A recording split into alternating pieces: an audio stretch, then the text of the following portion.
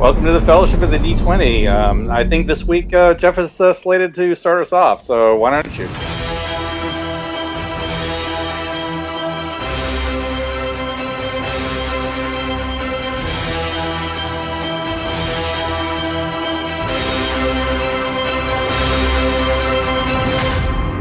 saying he's still seeing the promo. He's not getting. Okay.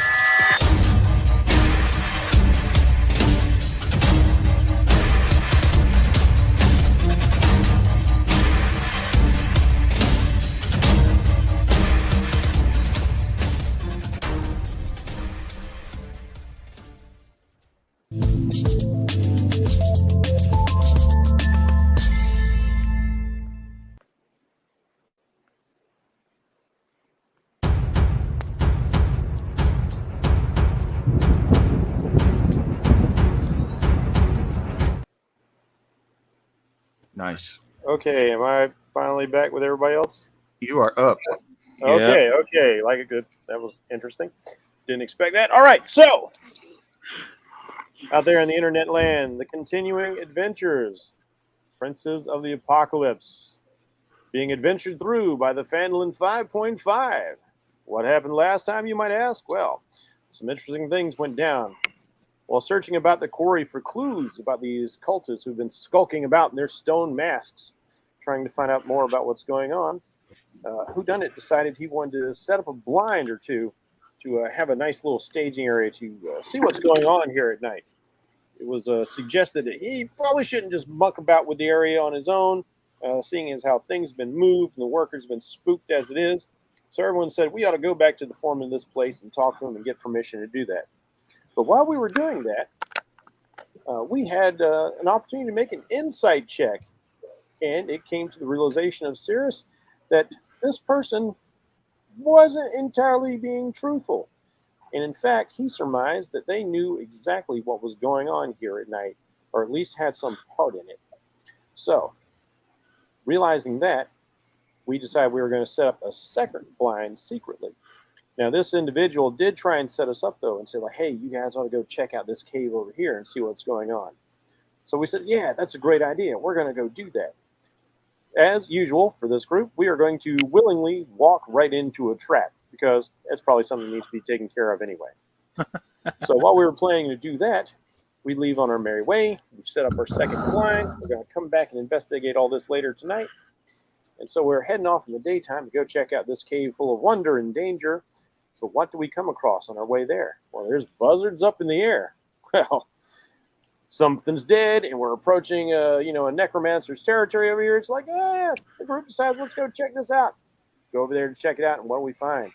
Oh, several large thuggish orcs and ogres, and there's a dead body and a dead horse. Not another dead Penelope. Yeah, those Penelopes are not having a good time this game. So as we go to see what's happening, it looks like, we got to step in and do something about these thugs who keep accosting and people wandering around on the roadways. It turns out it was all a malicious trap laid by the Revenant, the Maiden of Battle we'd first encountered under the lake in Amphale. Well, she did swear vengeance on us, and she came back to make good her promise. And to really twist the knife in us all, she took possession of the body of the boy who had been murdered by the cultists to just really get us where it hurt. So we were already in for a tremendous fight. And on top of that, it was a very emotional fight. But fortunately, we had a couple of things going for us. One, Whodunit had changed his infusions, so he had the ability to cast a particular spell once. And he chose to use his power to spread his luck out amongst the party and cast Bless on 3 of our members, which turned out to be a really pivotal thing to have happen. On top of that, Bjorn decided, giving the overwhelming odds of all these ogres and yet another giant, because we can't get enough of those apparently, to use the newly acquired hourglass to flip it over and give himself invulnerability. And this really saved us a lot of headaches because Bjorn was just running all over the battlefield, just thumbing his nose at anybody that tried to hit him. Meanwhile, he's doing plenty of smacking himself, which turned out to be a pretty potent thing. But all was not easy in this battle. People are throwing javelins. Big bruisers run up and smacking people who do not have globes of invulnerability. And just when we think we're trying to sort of get a handle on things, and the Revenant is popping up, casting fear on Bjorn and trying to mess with us in other ways, we're still holding our own, but we're taking some damage. And then what happens? The necromancer pops up, and he's all like, "What are you nosy kids doing in my lawn? Get off of my lawn," kind of thing. He's all full of himself. He's being carried palanquin style by skeletons on his bone throne, and we're already going like, "Yeah, you might leave people alone, but we're already not liking you." He watches for a little bit. We try to convince him that, like, hey, let us just take care of this mess. We don't want to be here. You don't want us here. You probably don't want these guys here, too. We'll take our mess and go. Just let us finish business. But nope, a bad roll says he is unconvinced. And after a time, old, cranky, and impatient decides to send his skeleton buddies over there and start shooting us with arrows. So he is on the list. Whodunit starts firing off magic at him. He starts firing off magic back our way. And blast it all. Whodunit took a hit after avoiding many hits in the fight, and his luck ran out. Okay. All right. Mom, no. And the blessing went away. But fortunately, the necromancer didn't want to stick around too long once we started targeting him personally in the battle. And he took off with a cackle and a laugh. And this is going to come back into play. But at least we didn't have to worry about him like raising up more of our defeated combatants. And with a great deal of fervor and tactics and just general heroic do-goody-goodness, maybe not so much scares because he swears he's not one of these kind of people, we finally eventually managed to defeat all the players on the field, including the Revenant. And after studying the situation and doing some really impressive Arcana checks, Whodunit having some knowledge of the undead from his previous days of adventuring and the religion roles of Boja and Eleutheria, I believe, we came to a realization that there are only specific ways we can permanently put the Revenant to rest. And so now we're trying to figure out precisely what we can do to make this happen, because clearly she's going to keep coming at us until she gets done for good. Yeah. Absolutely. All right, great recap. So, and I will say to the necromancer being on the list, lighten up, Francis. So, you're now on the list. Yes. I was always on the list. I'm the master of the universe. He gets in all the clubs. Yes. He's on all the lists. Putting on the list. So, great recap. So, literally, we are picking up right where we left off. So, I will add that the members of the Fandolin 5.5 have leveled up. They are now level 7. Yeah. So, congratulations to all involved. That means deadlier stuff is on the horizon. Dun, dun, dun. Oh, yeah. Of course. So we are picking up right where you left off. You have managed to lay waste to this group of orcs and ogres and giants and a revenant and skeletons and gas. Oh my, all of them were there waiting for you, and you have managed to survive once again and take them out. Though it was a close call for a little bit, but I think you guys had it handled. So all of you are severely wounded, though you are feeling that you are much more experienced now and are able to do new things. And with that, and you chased off the necromancer who hightailed it, running away, and had a weird hairdo that looked like a flock of seagulls in his hair as he was there. I ran Nice. so far away. First video on MTV. Yes.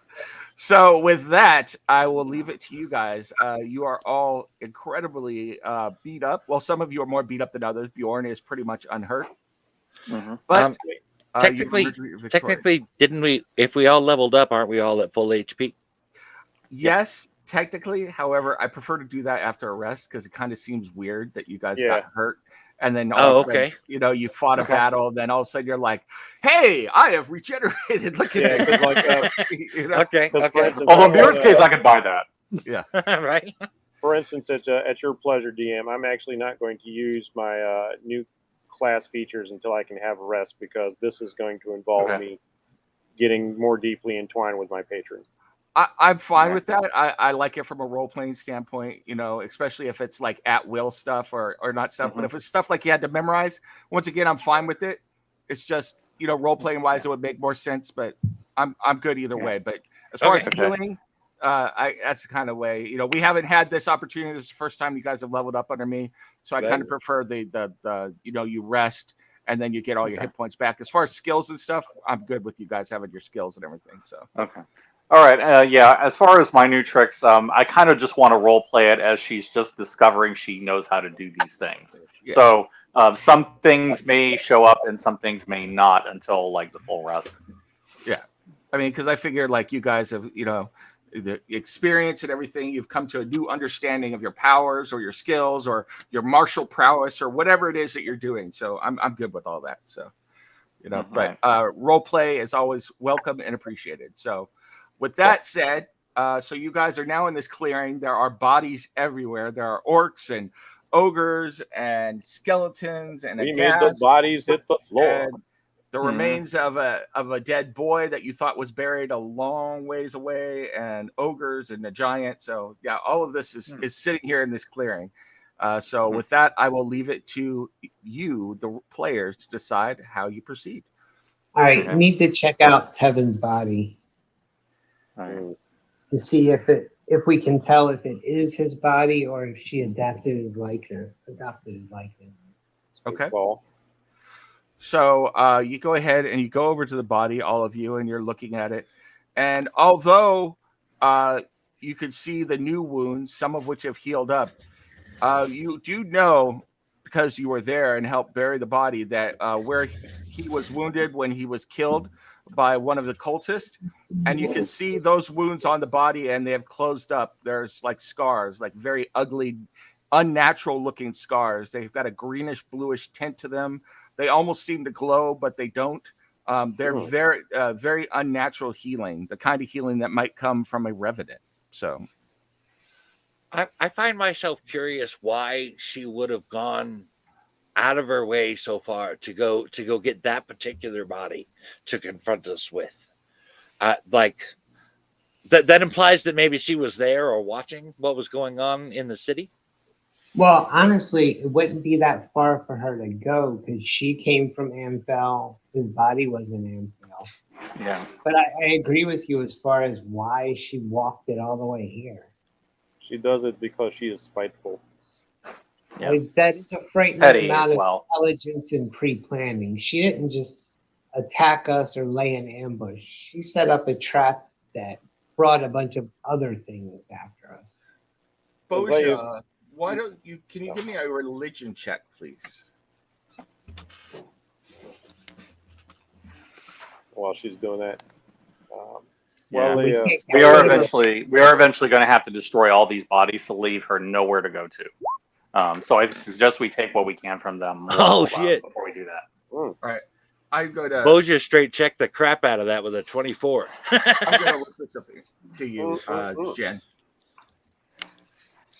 Okay. Go ahead, keep talking. Just type in something. Yeah, it has been my experience in battling the undead. Type to where? I'm typing to you right now. Okay.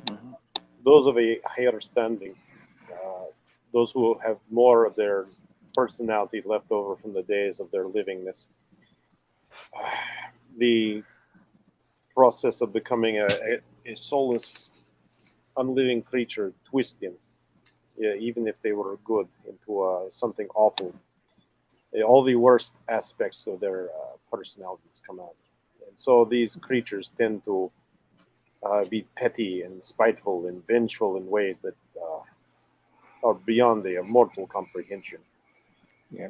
I am very sure that she did this because she knew it would hurt us, because we took such care to try and lay this boy to rest. And it is a mockery of what we did.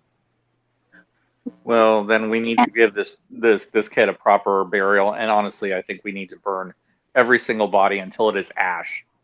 I agree. Cremation is the best way. Okay, but we Also, need just so you know, the revenants, when their physical bodies are destroyed, they look for the nearest and best conditioned dead body to use as a replacement of their destroyed body. Oh, That's why we have to destroy all of the ones here. Well, we to give do it not nowhere to start with we do not start with Taven then, eh? Save him for the last hour. Would you suggest entombing his body some way, perhaps to keep it from rising? It is distasteful to think that she will inhabit this poor boy's corpse today, though. I'm afraid this is not a thing that I know anything about. I'm more of a making corpses kind of guy. All right, And you do it exceedingly well. Before we destroy the corpses, we need to search the corpses. Yeah, Exactly. Did you search them last time? I seem to recall we did, believe but I we can't did. remember. Oh, yeah, we Usually did. hit up on that. Yeah, you had searched through the camp and searched through. They had They had very little. They had a small amount of coins. They had some stuff that they had ransacked. There was a journal that you had read through from the guy who led them, that was talking about his plans and how they needed to get out of town because it was becoming dangerous. There were a variety of things. Basically, what you could tell is that they had fled the mountains once the dragon had arrived and then settled here, and then cultists had arrived and they decided, you know what, we're tired of dealing with all these crazy humans and crazy dragons and everything else. We're looking for one big last score based on some family history in that Durver tomb, and then we're getting the hell out of here. And unfortunately, they ran into the Phandalin 5.5. So those are the same orcs that used to live in Icespire Peak? They were a band of orcs that were in Icespire Mountains. Okay. We don't know if they were the same ones, though. So we did also collect a couple of the magic items that were to Grunch, the goblin skull and the spear, although we don't know what they do yet. I haven't had a chance to identify. Correct. Mm-hmm.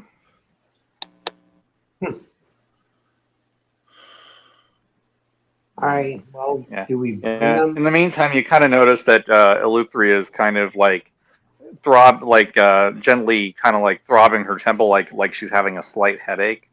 And she just kind of goes back. It's like there's something happened during my encounter with this revenant. It tried to get in my head, and I forced it out, and I don't know why.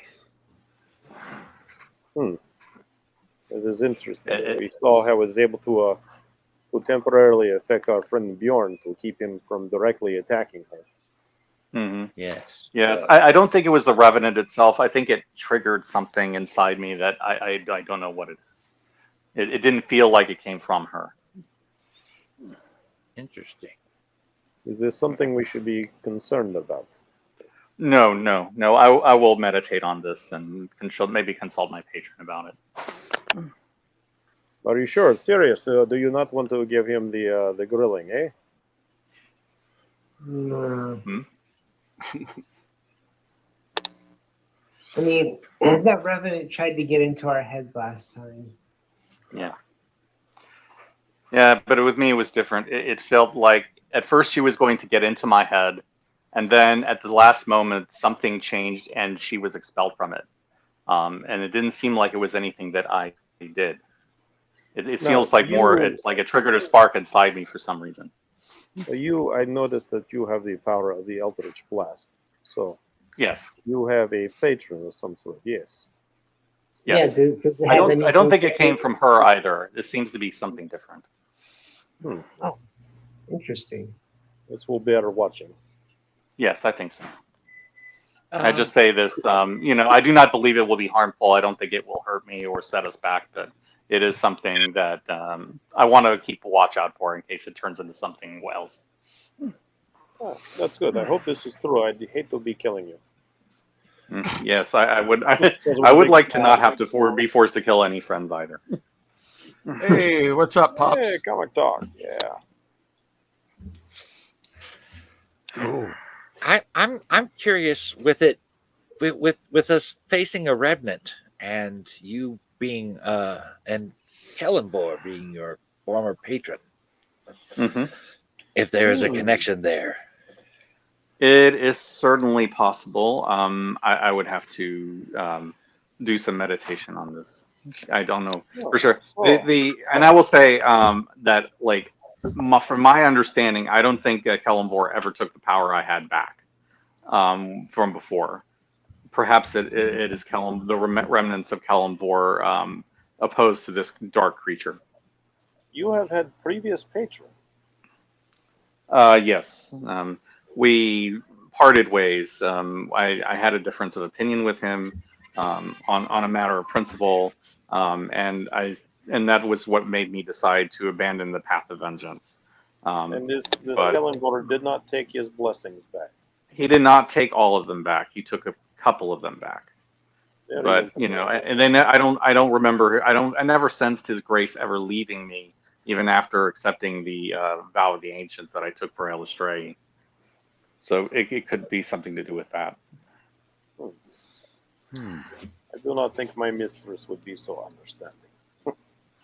Norm, I would not have expected it either. I was truly surprised to not feel such a thing. It can't be by accident, though. I do not believe that he would ever do such a thing without a higher purpose in mind.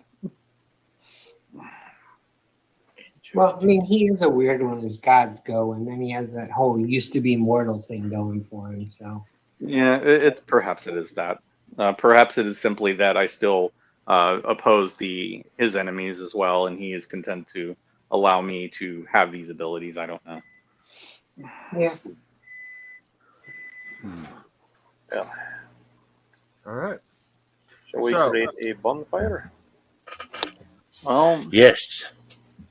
Bonfire, and then you Burn kind of these start to see that Eleutheria's hand is starting to glow with flame, and she kind of looking in surprise, she looks over to one of the bodies of the dead ogres, and you see a burst of flame just erupt from her hand and set it alight. Whoa. That's new. All right. To me as well. Perhaps this is a remnant of Kellenbor. Wait a minute. You didn't mean to do that just now? I did not know I could do it. Okay, that's a little shocked as you. scary. Hopefully that only self-directs at the dead. Yeah. Yes. The only one I know who would know of how to use such an ability that I know of is Selby, but we can't get in touch with her. Interesting. The plot thickens. Mm-hmm. Okay, so I start piling up the corpses. Okay.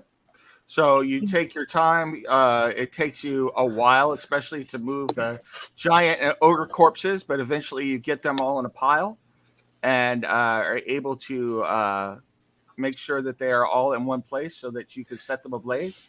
And I asked Boja to help me with the giant because I'm buff, but I'm not that buff. All right. So you're able to do that, and you move everything into place. No problem. And once you are done with that, I assume you go ahead and set them ablaze. Yeah, I'll cast Firebolt on it now that I know how to do it. Nice. So no problem. You go ahead and do that. And the creatures all are set ablaze. So you are able to watch them burn and burn down to nothing. All of them gone. And I'm assuming you also got rid of the body of the boy as well. So We have to. We have no choice. I would like to burn that separately. Separately, yes. Okay. Yeah, we can give him a proper burial since Because his rest was disturbed. what I'm intending to do is, Just to the family. given what we know, like the body usually, or the spirit usually finds a body on the same plane. I'm going to try something a little weird. I want to collect the ashes and whatever charred bone are left, and I want to sweep them into my hat of holding. See if this will Whoa, keep her why? from coming back. Okay. I have a small box you can put the ashes in rather than just putting them in the hat. See, I thought you No, were I mean, going like, for maybe giving the ashes to the family thing, but you just weirded me out with the putting the ashes in your hat thing. And I turn the head over, like, it's okay. See, they do not fall out. It's a very clever hat I have. Bjorn, you like this one. This one's funny. I'll reach into the hat, and as I pull my hand out, I cast prestidigitation, and watch as I pull a rabbit out of my hat, and it's like a little figurine of a rabbit. Hey, Rusty, what you pulled still have that to out of teach my me how hat? to do that trick. Yeah, it's the wrong hat. Secret. You're this going to is have how to rabbits teach me to truly do that reproduce. trick one day. You promised. All right. Well, that's true. That's true. So you take your opportunity, you take your time, and you scoop up the ashes into your hat. No problem. We'll wait. It'll be curious to see if that works. But in the meantime, it takes you probably a good 45 minutes to an hour to get all of this accomplished, and nothing is stirring. The air is Not even very a mouse. quiet. Yes, I knew it. the air is very quiet. The animals are quiet. Nothing appears to be moving. It's like everything is waiting to see what exactly is going to happen next. What will the Phandalin 5 do next? I have spent a lot of time in nature, and I can tell you that things only get this quiet when something is about to happen. Nature itself is quiet. The animals are quiet. The forest is quiet. It is true that this is far too quiet for normal forest activity. There should be something moving. I think that we should be on guard. That would be wise. I agree. Should we be on our way? Or should we try and figure out why everything's so still? Well, there is a necromancer still on the loose. I'm just saying. And we are in his backyard, as it were. It is so. We were not intending to see him just yet. We were going to go to the cave of our supposed annihilation first, yes? Yes. Well, yes, I think so. Okay. Actually, you had turned off the road and were intending to go to the necromancer because the other cave is still a ways down the road from here. So you had decided to go this direction. Although, if you want to keep going and let the necromancer go at the moment, that's fine as well. You can keep going to the other cave. I perfectly think we should probably handle it while we are here. I mean, there's no sense in putting it off till later.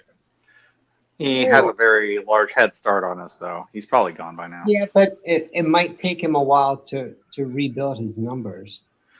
You are also all Yeah. very hurt at the moment. I will say that as well. So And we Yeah. have unfortunately just been through a very large fight. My resources, while not completely depleted, are lower than I would appreciate. Mhm.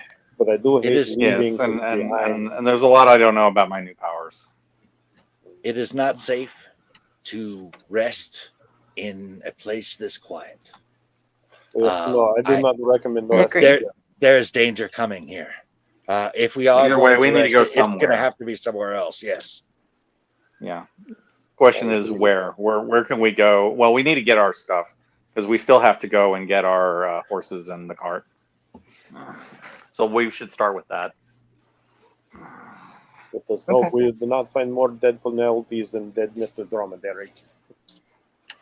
Well, if that happens, then they will be dead along with them. You know how hard it is to find the camel in these lands? I'm very particular about my own. I was given a fine war horse. I do not wish to see him among the dead, and I will not look kindly on anyone who harms him.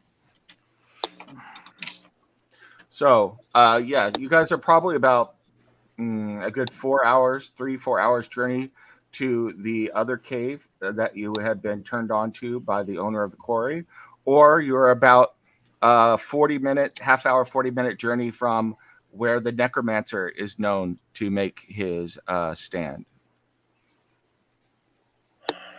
I don't remember. I don't remember where I was at health wise. I put all my points up already, so I don't know how to gauge this. You are actually unhurt. So as far as I remember, no, he did take some damage because he did. Yeah, it was. I want to say it was like a minor amount of damage from. I had like a damage type that could actually hurt him. I had it all tracked. So I've got Bjorn at 71. I've got Boja at 30. I've got Whodunit at. I'm at 41. I've got Eleutheria at. Oh, now 33 is what I got. Yeah, and I've got Cirrus at 49. So Cirrus is unhurt. How far did we come out of town before we saw the circling? You're about 2.5 hours out of town. I mean, if you guys are saying we need to rest, should we just like pack it in and maybe spend the night focusing on the quarry? Or do you want to keep heading towards the cave? No, we have to. We have to be awake. We're not ready for the fight in the quarry either. Yeah, we're going to need a rest either way. Is there going to be a fight in the quarry? There might be. I would be prepared for one. It's best to assume so. Yes. I do not know what is at. And I love the way that you're asking me like that, like you don't already know the answer to that question, then. It is, you guys left in early morning. It's getting towards mid morning. It's getting to be about noon right now, so you could easily get back by mid afternoon to the town and take a rest before you got into the quarry, and probably take 8 hours of rest and be up at 10 o'clock, 11 o'clock at night. You could do that. You could rest here and head to the necromancer cave. You could continue. You could continue journeying down the road towards the other cave, whose name eludes me at the moment. I got to look it up. Trickledown Cave. Yes, it's actually Trickledown. Yes. Oh, so you could keep going to that cave and journey most of the way there, and then pack it in for the night and tackle that cave in the morning. There are a number of options you have. It just depends on, do you want to stay out in the wilderness at the moment and tackle things out here, or admit that you have temporarily had a setback and need to go back to town and rest and take care of some more business in town when everybody saw you leave. So it's up to you. I guess we could continue forward towards Trickle Rock Cave. I mean, do the rest in the middle of that. Oh, we've already defeated the necromancer, right? He ran away. That doesn't make him defeated. Yeah, he ran away. He faced a setback. And also, we don't know what's in Trickle Rock Cave. Yeah, and the problem with necromancers, Bjorn, is they are a one-man army. They have nearly infinite supply, depending on the power of one of the ghouls and how many bodies they have. To quote a certain wise man named Hetfield, moving back instead of forward seems to me absurd. Yeah, I don't really want to go back to town either. It's perfectly reasonable way to go. It's just whichever way you want, whatever you want to tackle first or tackle now, given your current conditions. So you definitely have some choices to make. So I don't think we can rest here. The next closest shelter is the necromancers. And we don't know what's there, so we can't just show up there in our wounded condition. There is the he did mention the possibility of perhaps moving on to the next spot. There are several. How many hours between where we are and Trickledown Cave? 4? About 4 hours, 4.5 hours by riding, which means you would get there if you went all the way to the cave, you would get there about 5 o'clock in the afternoon, a little before 5. So it would be starting to get dark, but not quite dark. So This would allow us a short rest at least. Yeah. Or if you're a Lutheria, a full rest. Yeah, it would. Yeah. Now, I guess we short could do rest, that. as out of character, a short rest will allow me to replenish some of my spent resources because I used up my warlock spell slots. Will the short rest suffice for everyone, though? Will it suffice for you guys? Is my question. I'm all right with it. I'm at a decent enough health that I think I could be okay if I just raged if I needed to. Yeah, I will. We have enough time for a trance, so I'm good either way. A short rest puts me almost back to full. I can, either I can spend some hit dice or take one of my little Healy things, and I get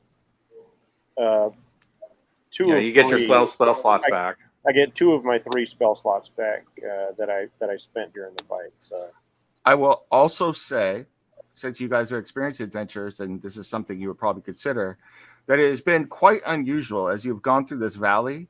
You have met, how do we say this, random encounters more often than usual as you would experience traveling in the wilderness. It's like this place has become very dangerous. That's become very clear. And they're also connected, which is also suspicious. cultists, things fighting in sky, undead waiting in ambush, cackling maniacs on bone thrones, all sorts of unpleasant things waiting around every corner. Begins to remind me very much of the place of the mists. Like I said, it's up to you guys. Some of you guys are going to need longer to restore spell slots than Houdan and I will.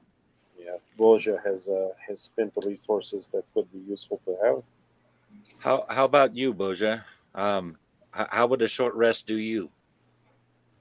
Short rest would not give me much back, except for hit points. I could roll for that. But as for getting spell slots back, it would not help me at all for a short rest. Right. Yeah. The Revenant. I really hate this idea, but I don't see how. It seems like we have to go back. I don't see another way around it. I must admit, I like the idea of Boja having all her blessings ready to go. Yeah, I would rather have her, especially if we want AoE. So I propose we return back. And, all right. We rest up. I really am. Yeah. You can sort of tell that Eluther's really not happy with this idea, but at the same time, she's pragmatic enough to understand what you're trying to say. Yeah, it's not the most palatable thing, especially after I have scored a hit of blood upon the necromancer. I do like to finish business, but I do not want to be finished by the business. All right, strategic withdrawal then. We will set up for the quarry this evening, unless Sirius, you have. Maybe that might make more sense. Yeah, let's go ahead and do that. We can check with people in town, see if anything else has happened, but primarily, I think we should head to the quarry. I agree. All right. If we go to the quarry, we can't rest. We need to be awake. No, the quarry. No. We have time before then. Oh, okay. I'm sorry. I misunderstood. You could. Yeah, we have a whole 8 hours we can do.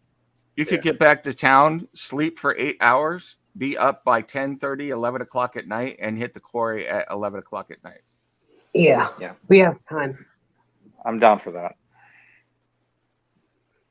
Okay. All right, let's do that. All right. So you travel. The air is still very still, and you,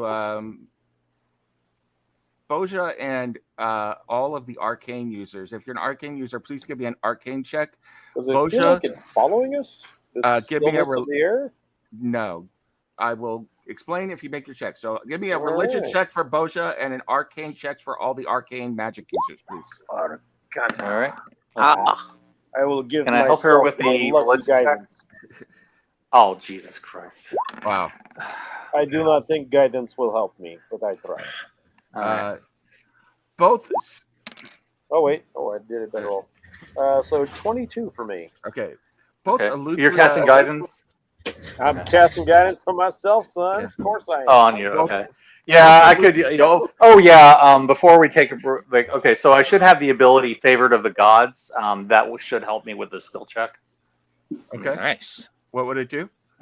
It would just grant me a 2d4 to my roll. Go ahead. Oh, Roll it. yeah, that See is what you get. badass. Damn. Wow. Oh, All right. yeah, baby, with an So, 8. 13. Max out. 13.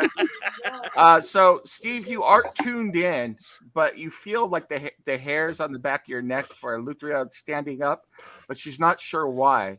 Boja is just taking this time, sitting in the cave, enjoying the scenery, kind of chilling out, munching on some food, not really aware of what's going on, but instead focusing on why this revenant, an undead, had marked her as a particular enemy, and knowing that there are further battles to come as she prays to Saron Ray.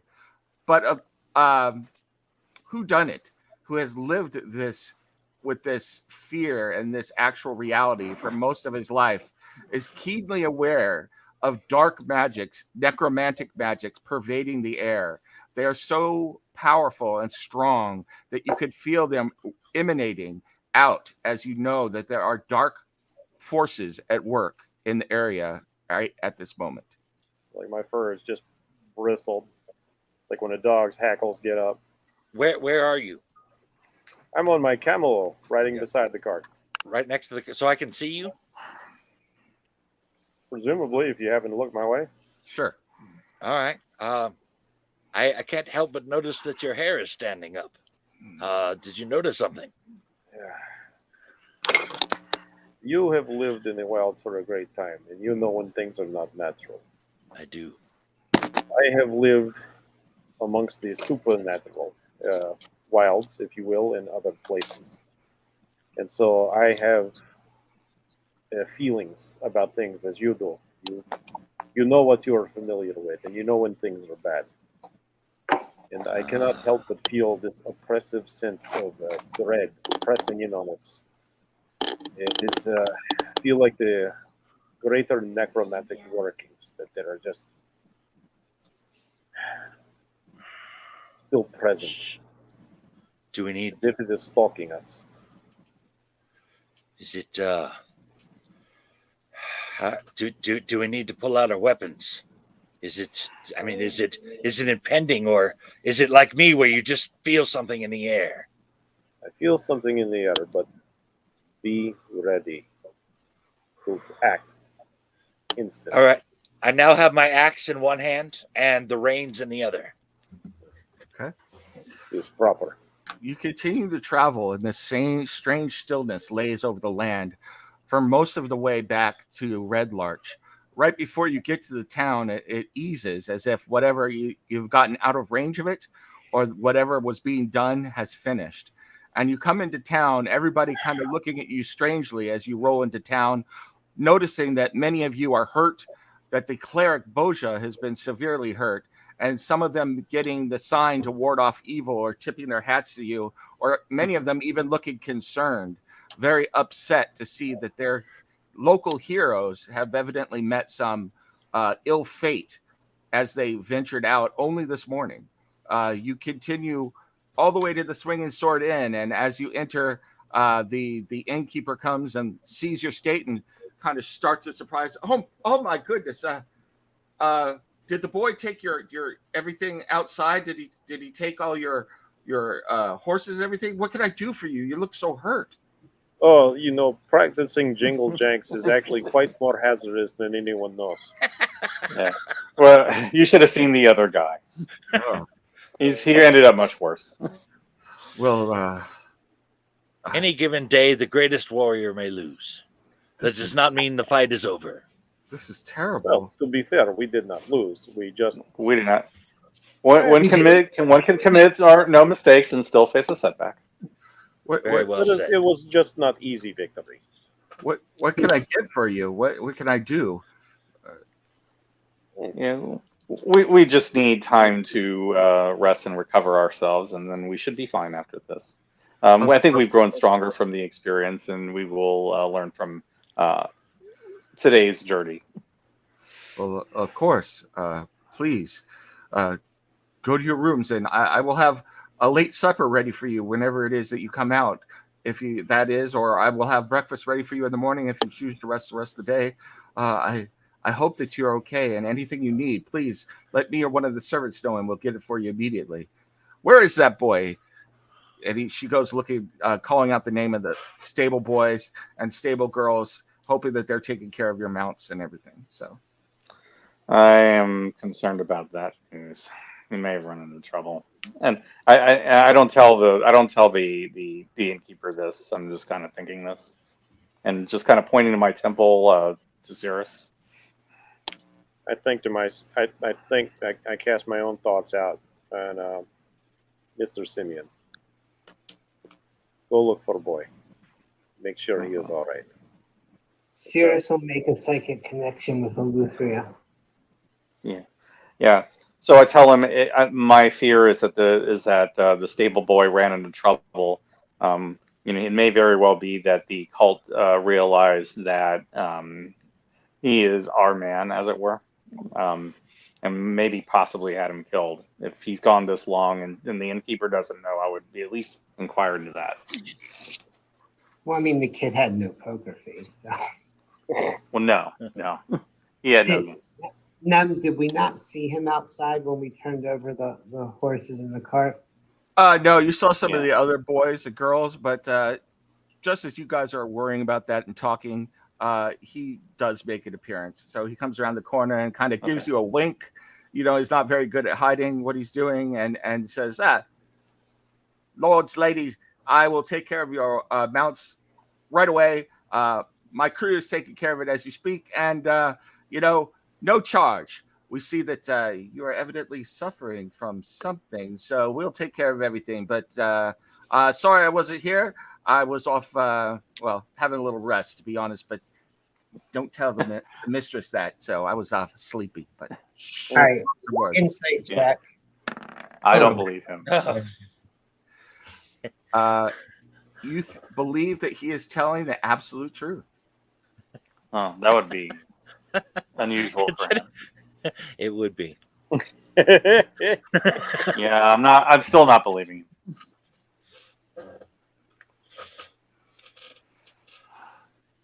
I can't believe, then at least you cannot discern it as a lie. Yeah. Exactly. I wonder if maybe the appearance of Mr. Simeon might startle him into speaking a little bit more truthfully. I mean, it's entirely possible he was just slacking off. I mean, it's not unbelievable. Given that he's made the appearance, I will mentally command the invisible Mr. Simeon. Keep eye on child. That sounds good. If need be, report to me in my own head. Go ahead. Mr. Simeon responds to you psychically that he'll do that. He says, yes, master, I shall go and watch Euron and make sure that nothing is untoward.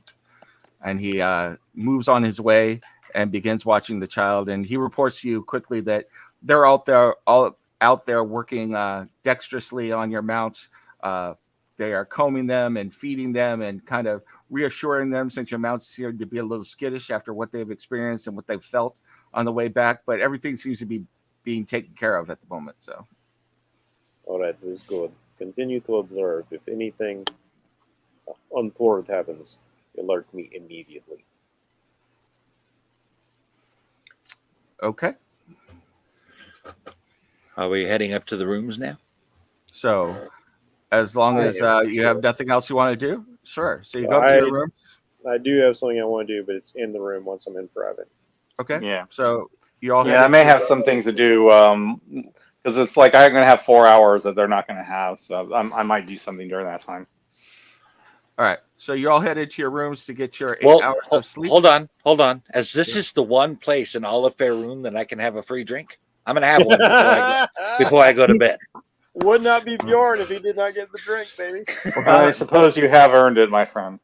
Do we need a willpower check to make sure you get back to your room to sleep for 8 hours? So just don't drink too much. Yeah, I just need a little to wet the whistle. Yeah, that's what all addicts say. Well, it's killing made you thirsty, didn't it? So. All right. All that slaughtering the undead. You're able to drink for a little bit and then get back to your room, and it shouldn't impact anything too badly. So, All right. what did Eleuthera, real quick, Eleuthera and Whodunit, what did you want to do while you were in the rooms? So, Yeah, well, I was going to have my trance, and then like 4 hours, later after it was done, I was thinking of spending a little time at the All Faith Shrine. okay, we could do that in a minute. What about you, Whodunit? All right, so I will go to my room, and once again, I will draw a circle on the floor. All this trappings, the sigils of the Fae, but of the Winter Court. And I sense John Wick coming. yes, indeed. I will light my candles and sit in the middle of this circle, and I will reach out. Okay. Mother, I am here, and I am failed. And I have seen some of the dangers that you have felt. You lie. You are not in Amphail. You are in Red Larch. Oh, my mistake. Just testing you. Yeah, see. Oh, you're always watching. It's creepy, of course. True. I am in Red Larch, and there is indeed great workings of evil forces here. Yes, I could sense them even here. They move, they swirl mysteriously, chaotically, like the winds or the earth or the sea, like the very elements of nature are rising up to cleanse the realms of the evil, the infestation of humanity, of the living. Very interesting. Speaking of the living and the unliving, I seem to have drawn the ire of an undead creature once more, and I feel that it has an immortal rage, a heart of vengeance about it. I will need assistance in dealing with this. It is a powerful creature. Mother, I ask for additional blessings from you, and I am willing to pay a price. Blessings are never free, and dealing with one such as she is always difficult. I will think on this. When the moon is completely gone, in 10 days, contact me again and be prepared to offer what I ask, and we shall see what I can give to you.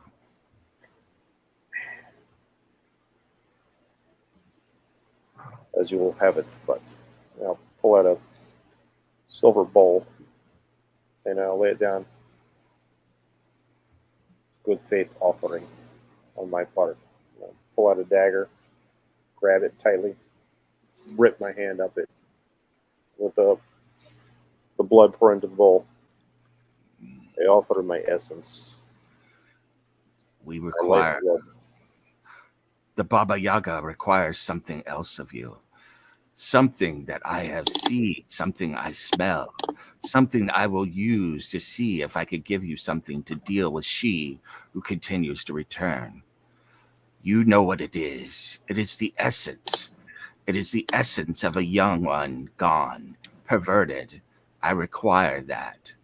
Put it in the bowl and I shall have it and consume it.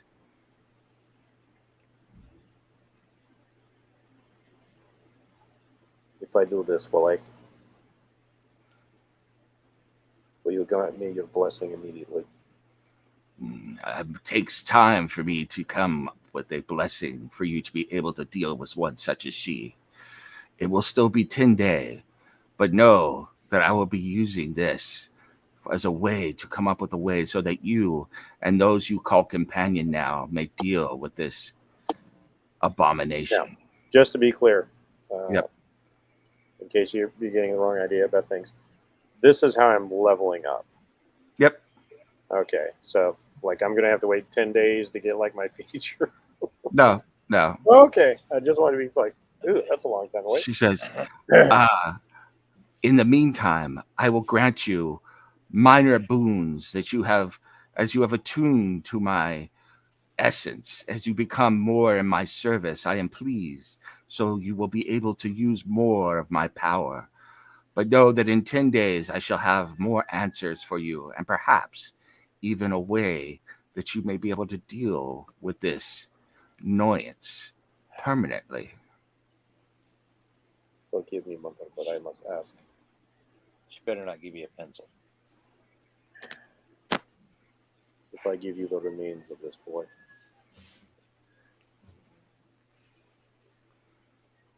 Yes. has he? That's great. Yeah, you tricky bastard.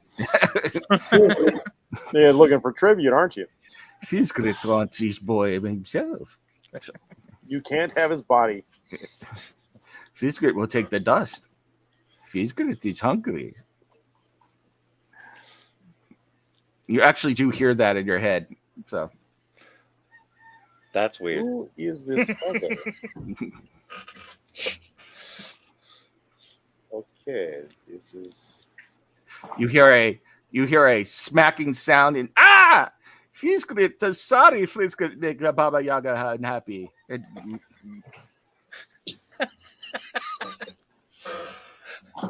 think you're gonna be having to talk with All right, Cirrus in the morning. I am confused, but I will let that go for now.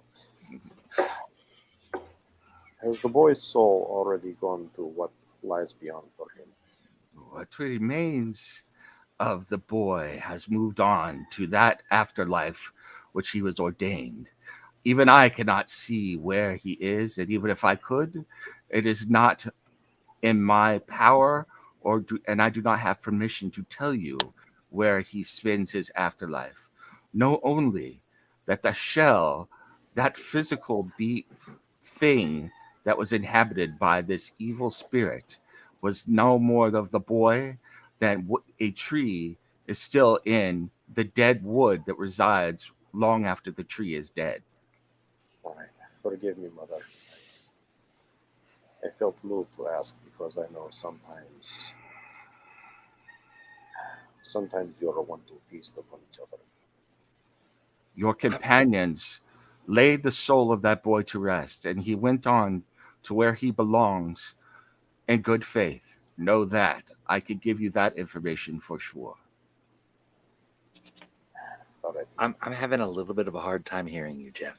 Oh, sorry, I'm talking low because I'm being dramatic. Oh. All right. Again, I know it is your nature, mother, but I would find it difficult to be party to such action. So I'll take off the hat, and I will willfully search for the remains and dump them out, mixed in with my blood. There's a strange glowing around the blood and the remains, and they mix together and then disappear. And you hear a smacking sound as though somebody is eating or drinking something at the same time, kind of like somebody is eating soup. And she goes, yes, that was delicious, and it will sustain me through many years. I can already feel the power I will need to help you. Yes, my son, come back to me, and I shall have something for you in a 10-day, and take my blessings with you in good faith. Thank you, mother. Long may you reign, and may I continue to be of service. Indeed. For you, Mike, I have served. I will be of service. Yeah, baby. So, with that, I will go ahead and snuff out the candles. Awesome. And all right. Attempt fitfully to sleep. All right. Awesome. Let's do a loop through real quick. So, All Faith Shrine.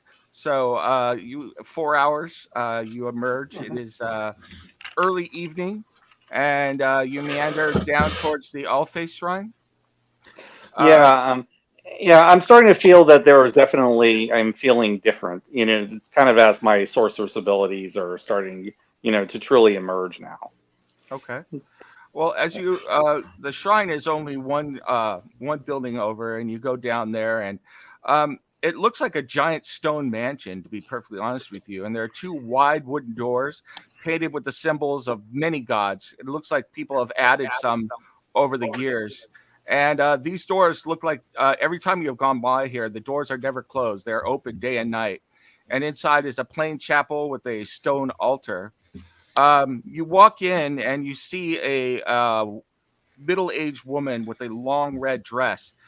She turns around. She has long red hair, and her dress is cut very low, sweeping V all the way from her shoulders down, almost below, several inches below her navel, and is barely holding her in. She kind of whips her hair back and looks at you and goes, "Hello, and welcome to the All-Face Shrine.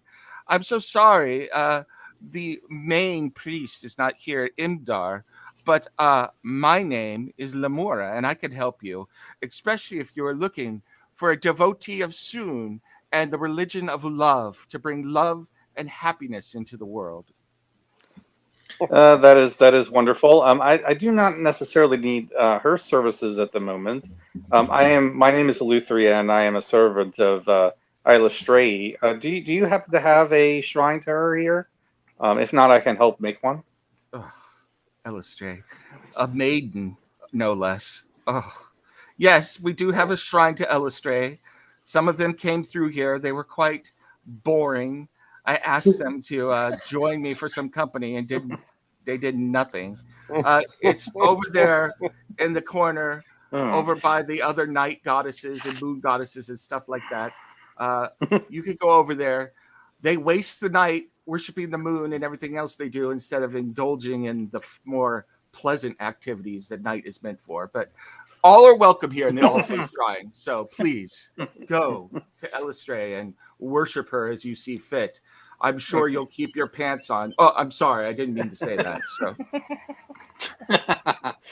I see that you get some interesting nightly activity around here. I do have one other question, though. You must. Do you have a shrine to Kellenvor as well, or? Well, you're showing all sorts of fun, aren't you, darling? Yes, Kellenvor is over in that corner. I won't be joining you over there. He's a real bore. I'm sorry if that offends you, but No. I have my own differences with him as well, but I needed to show him some respect. Due to things that have happened recently. Well, but I props to you on having your differences to Kellenvor, honey. I'll be over here with Soon. So enjoy Elestri and Kellenvor. She kind of gives a small grimace and then moves away. So okay. So I'm going to start off at the Elestray shrine, and I will make my usual prayers to her, and like my usual dance, although nothing overly elaborate. So that'll be the first thing I do, and then the real business is going to be at the Kellenvor shrine. Okay. So you say your prayers to Lestre, and the moonlight gleams a little bit and comes in, and you hear the priestess Soon kind of grimace for a second. She's like, "Oh, the moonlight! It's so bad on my face!" Like, "Oh," she runs away. So, and then you move over to the Kellenvor shrine. So. Yeah. So at that point, I'm going to go and kind of do a prayer to him, but it's really going to be more of me kind of like sounding out sort of my concerns. And I'm going to say, I do not understand, why I have these abilities I have now. I feel that they come from you, but I would appreciate some sort of sign that, this was meant to be. If so, I will do my utmost to use these powers to honor you, even if I cannot serve you as once I did. There is much I do not understand about this ability and why I have it.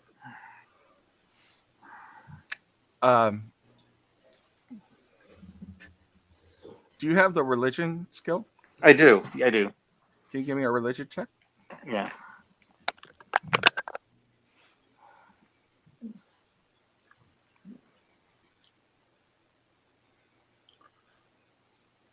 Boom shakalaka. Yeah, I'm hoping for a better roll than the last go. one I got. Wish. Ah, well, okay, 14. It's not totally Not bad. terrible. Can you add the 2d4 to that as well, or only? Is that I could if I want to. It's basically like one per rest. Okay. I don't think I want Probably to don't use it want to right waste now. it. Yeah. You search, you talk to Kellenvor, and you feel the moonlight actually pour out from beyond Illustre, because the way they have done her those particular shrines over there to the night gods and goddesses, the moonlight comes in through the window and shines on their altars, and it kind of radiates outward and envelops Kellenvor's shrine. And you feel something tingle in your body, and you look down, and just for a moment, you see the barest hint of a skull and a moon merge together, and almost like a hive arising on your forearm, and then in a strange whitely glow on your arm, and then it melds back into your arm, disappearing from view. I think I understand.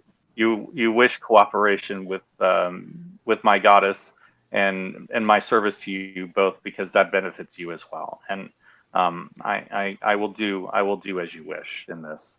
I feel that these powers will help us, put an end to the undead that have been threatening us, and hopefully we will put an end to this revenant that is an abomination towards you. And I will do what I can for you. And so with that, yeah, the moonlight glows just a little bit brighter around you, encroaching onto Kellenvor, and you're not sure, but you think you see a bone fly straight. You're not sure if you did it, but a bone flies off of Kellenvor and strikes the shrine of Illustre, and then everything kind of goes back to normal in the All-Phase shrine. So. Oh, wow. Okay. I don't know. Maybe Kellenvor and Illustre overheard the priestess of Soon, and they want you to go murder. Yeah, I'm pretty sure that she's pretty much blaspheming against them right or left. But okay, yes, and I will nod as if understanding their message or seeming to, and what I will do is I'll kind of make my way out, because I think I got the answer that I needed. So I'll just go back to my room, and from there I will just kind of like practice around with my power, try to understand it. Okay, so roughly 8 to 9 hours later, depending, because some of you took a little bit longer because you were drinking or whatever else you were doing. So you wake up and emerge. It is late in the evening, getting on 11:30, almost towards midnight, and you emerge down. The common room of the inn is empty. No one is on duty, and except for one of the servants who is sitting there sleeping at the table in case somebody came into the inn late. Do you wake her or let her sleep? I'm planning on. As we're attempting a stealth mission, I won't even wake her up just because I want to drink. Okay. Yeah, I will. I approach Whodunit for a second. Whodunit, I have gained some understanding of my power and what it can do. I think I may have the ability to repair the sword. It won't repair the magic, but I can at least make it whole once more. Oh, yeah. That is no worry. I can actually acquire that ability if I need it. So I do appreciate the offer. Okay. Sounds all right. good. So how do you all want to proceed then? You want to go ahead and head to the court? Yeah. Unless anybody else has a different idea. All right. No, I really don't at the moment. So now, I do have a question about how we want to approach. Was going to suggest using Pass Without Trace, but my Pass Without Trace makes us foggy. And I don't know if this is the right place to have just a fog wandering about. Are we near to a body of water? No, you're not within a mile of a large body of water. Yeah, this so would there'll just be no like calling Misty Step for me. Yeah, this would just be like the flavor of this is it's normal Pass Without Trace, but because it's Umberlee's cloak, it's like a foggy, like when you guys remember the alley, that sort of deal. So it doesn't look like a natural fog per se, but it's still fog. Or are we just gonna like wing it? No, Cirrus can invoke the pass without trace. I'm just trying to think. Yeah. Since that overseer is going to be expecting us to be where we told her. Mm-hmm. Yeah. So that's where we won't be. Yeah, because I want to go in like ninja style because we did make a second hide for that purpose. Right. Yeah. No, Cirrus will use his pass without trace. We can just Awesome. be careful. That sounds good. And I'll use my cloak of elvenkind to nullify my disadvantage. Okay. So you go to the hide. Go ahead and give me stealth checks, everyone, to get to the hide. All right. And I am going to also use the guidance on myself. Because why not? Ooh, maxed out 4. Stealth.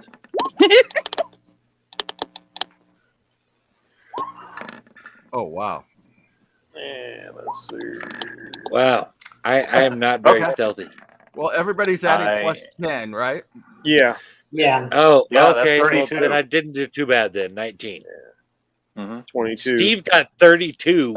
And Boja Yeah. got 12. But what? What did I got Greg? 12.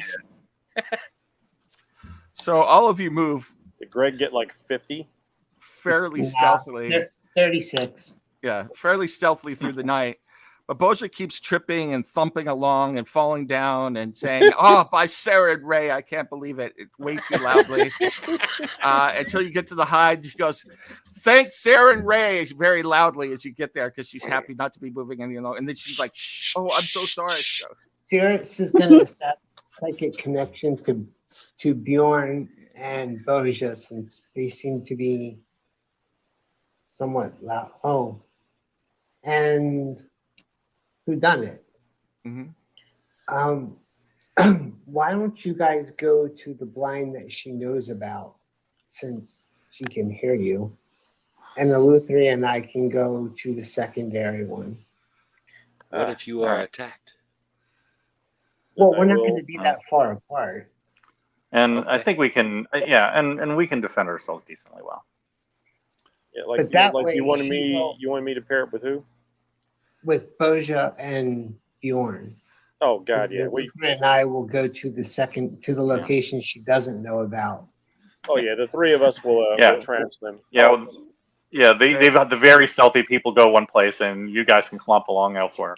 Oh, also Somebody- I have I'm a very big distraction. Yeah. I'm very good with very big distractions. All of you very stealthy people, go ahead and give me a roll, another stealth roll to go to the second one. And whoever wants to speak for the party, call high or low for me, please. Low. I have all right. lots of charisma. Low. Okay. And of course the guidance. Oh, okay, that's 18 because I still have pass without trace. Okay. So you got an 18. Jeff got 22. a 32. 22. Okay. So you three are able to make it to the second, and you think that you're moving fairly stealthily. Well, actually, yeah, I'm sorry. I said 22, but 32 because of the pass without trace. Okay. So how long do you intend to watch? All of you. Well, we've had a night's rest. I'm good with hanging out all night. I can do a Yeah. stakeout however long it takes. So. Okay. Sun up. It was a hard night in a hard quarry. I've been working like a dog. He's getting all PI on us over there. I love it.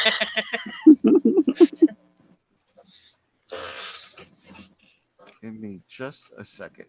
So as you're watching, 3 or 4 hours go by, and you don't see any people in masks, but go ahead and give me a perception check, everybody. So, Everybody. yes. Sounds good to me. I will All give right. myself guidance once again. Perception. And I have advantage. So One. doing that. Wow. 24. Even the things I saw before, I forgot about. Cirrus Dude, got 25. Not much better. 7 total. Oh, I guess I got a 14. I forgot. Did we? I guess we got the plus 10. No, So my that's, 4 wasn't quite as bad as I thought. that's only on stealth. Oh, okay. This is perception. Yeah. Well, then I did So- get the crappy 4. Okay. Yeah, I was also rubbish with a 7. So, Eleuthera, Boja, and Cirrus, you're kind of looking around, and while Whodunit and Bjorn are looking the wrong way, you see two cloaked figures, cloaked all in black, wearing black robes, hurry forward, and you're kind of watching them, and they go to a place towards the middle of the quarry and suddenly are gone. You don't see them anymore. Yeah. Cirrus, I try to kind of note to him to do a telepathic connection. Yeah. And just say we should probably inform them of what happened. Yeah. Yeah. And then we should figure out those guys with the lousy dress sense. Cirrus will psychically let Boja and Whodunit and Bjorn know. Yeah, I saw something too, and then I'll alert the other two.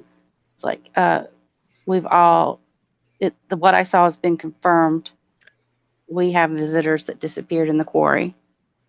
All right, I will have Mr. Simeon scout about invisibly from the air, see if he can see anything, and report to me what he perceives. All right, you watch for another 5 or 10 minutes. Go ahead and everybody give me another perception check. Go ahead and add +5 to your check, though, since you're now on guard. All right. Oh, wait, I think I had the wrong one. So that's a 19 for me. 24. Cirrus got a 21 all told. Hold on. Okay. Perception. At least it wasn't single digits that time. You got a 12 + 5, so 17. Yeah. What did you get, Steve? Oh, So 16 + 5, that's 21. all right. So all of you this time on guard because you have heard, been alerted that two people had moved towards the center.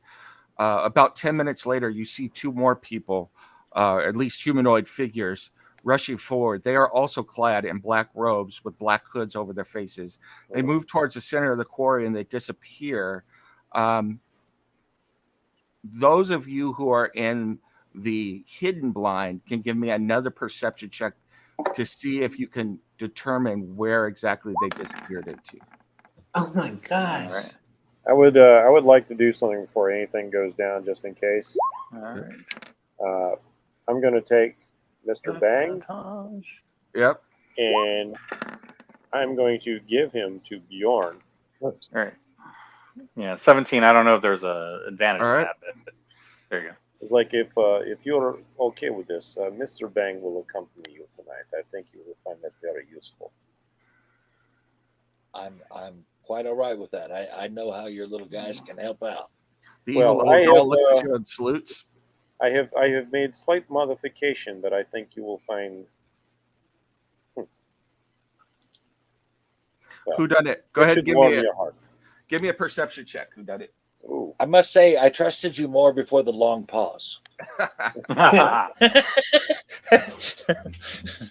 It will be good for Dramatic you. pause. I do Okay. not want to. I do not want to spoil surprise. I think you will find it amusing. Okay. When he Let's finds just- something amusing, be afraid. Yep. So I'm gonna guidance that, although I don't think it's gonna help me. Yeah, 8. No, definitely not. Yeah, let us say Okay. that my modifications of Mr. Bang were inspired by our friend, the Blessed One over here. Both Eleuthera and Cirrus notice that the 2 latest figures move to a certain piece of a part of the quarry and appear to mess with something there that that's hidden by their cloaks and then disappear down into the ground, and they do hear a small grating sound. It sounds like a mechanism. We're gonna have to check that. Yeah. Cirrus will let the others know telepathically. that they seem to be using some kind of secret entrance. This quarry they mine, it is not unlikely that they have carved out some sort of underground layer beneath the quarry, no? Yeah. They may even have perhaps some sort of mechanism for lowering themselves. If not, I will summon my inner Karlsruhe and I will just open it. All right. Well, right now you guys are all in the blind. So what do? You have seen. Cirrus will attempt to stealth out to that location. Okay. And tell the other telepathically to let him know if they see anyone coming. Mr. Simeon will go with him with instructions to warn me if anything hinky happens to Cirrus. Well, you are able to go there, no problem, Cirrus. So you get to that location. It looks like just another piece of the quarry, though the amount of dust everywhere. It looks like this part of the quarry has not been used in quite some time. You can go ahead and give me a search check, or a perception check to see, or investigation to see if you can find anything. So. Oh, jeez. Okay. Oh my gosh. You all suck tonight. You look high and low, but you do not find exactly where these people disappeared to. That's a little better, but not by much. What did you get? 14. 14? Yeah, you too. You look and you're unable to determine exactly where. You know that they disappeared in this area, but you, for the life of you, you can't figure out where exactly they disappeared to.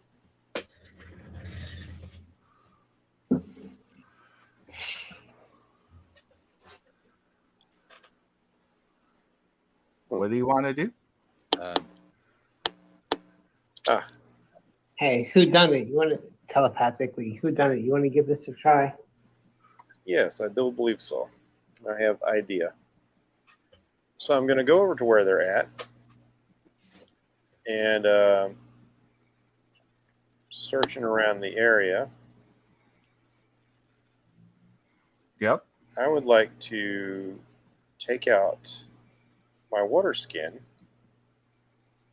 and start pouring water around and start making concentric circles as I'm pouring out water, and I'm looking to see if any water is going to run into a hidden crevice to indicate a hidden hatch.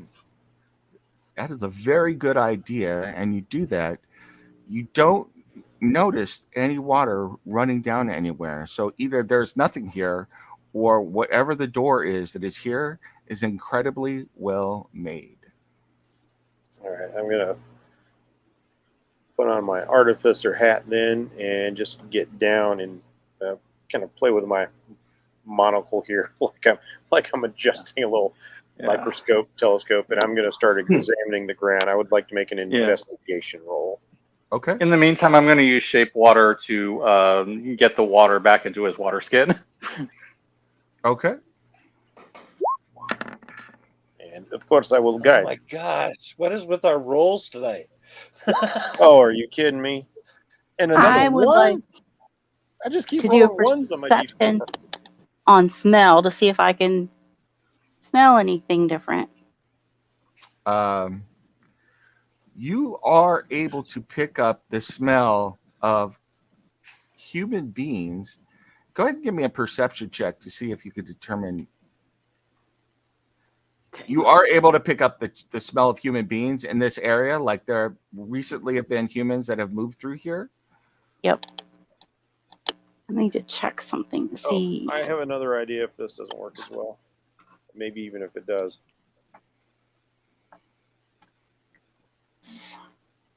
I do get something bonus for checking with using smell. Let me see. It's advantage because you got your pachyderm snout. All right. Advantage on perception checks.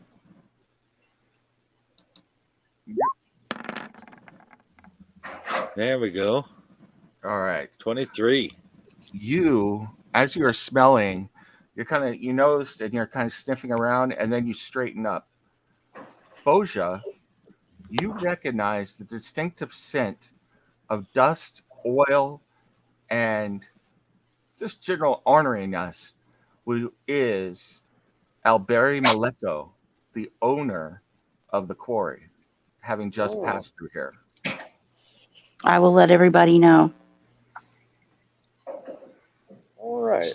So, it is as you suspected, sirs. She is deeply involved in the goings on here. Let me try something new. I will reach back into my connection from the Fae, and I will use the cantrip, which I have not switched out yet. I will use mold earth, and in a 5-foot cube at a time, I will start just moving earth around to see if I can reveal this mechanism. Does mold earth work on only earth or stone? It will work on earth and stone. Okay. You begin moving 5-foot cubes of earth, and pretty soon you actually move part of the door itself, and you see a hole with a ladder leading into the darkness. So, leave it to a rabbit to find a hole in the ground, no? Let us go explore this warren. Oh, let's do this. What was that, Cirrus? Yeah, I didn't quite catch that. Sorry, I think we should take a look. all right. Okay. So, who goes first? I said that, but I kind of pointed Cirrus the whole time. Yeah, let me know what your marching order is. So. I am willing to go first. Say to rephrase something Cirrus has said in the past. I said we should go in. I didn't say I should go first. But you're the sneaky one. And you're good at finding the traps and things. All right. I find traps by setting them off. I figure if something attacks us at the bottom, I could take the hit. However, if something really magical happens, I'm going to need somebody magical behind me to kind of help me out. That I have no problem doing. Okay. Okay. Then I'm all right. So Bjorn is going first. Yep. Who's following Bjorn? I guess I could if Cirrus isn't. If it is dark, let's see, I would probably go next to last and like grab the back of whoever is in front of me Okay. because I would not be able to see in the dark. Are you going to go in darkness then at the moment? Yes. Okay. So Cirrus or Eleuthria or Whodunit are behind Bjorn. Who is that? So who's? I guess it's me. Okay. So Eleuthria, and then Cirrus after Eleuthria, or Whodunit? Cirrus will bring up the rear. Okay. I thought Boja was going to do that. Well, it's good to have somebody who can see in the dark behind her. But on top of that, I will have Mr. Simeon offer her his tail to grab. Okay. And so he can lead her. So let's go ahead and do this. Because he has dark vision as well. You are about to be transported. All right. So let me read you this little thing here real quick, and then we will go. So, Oh.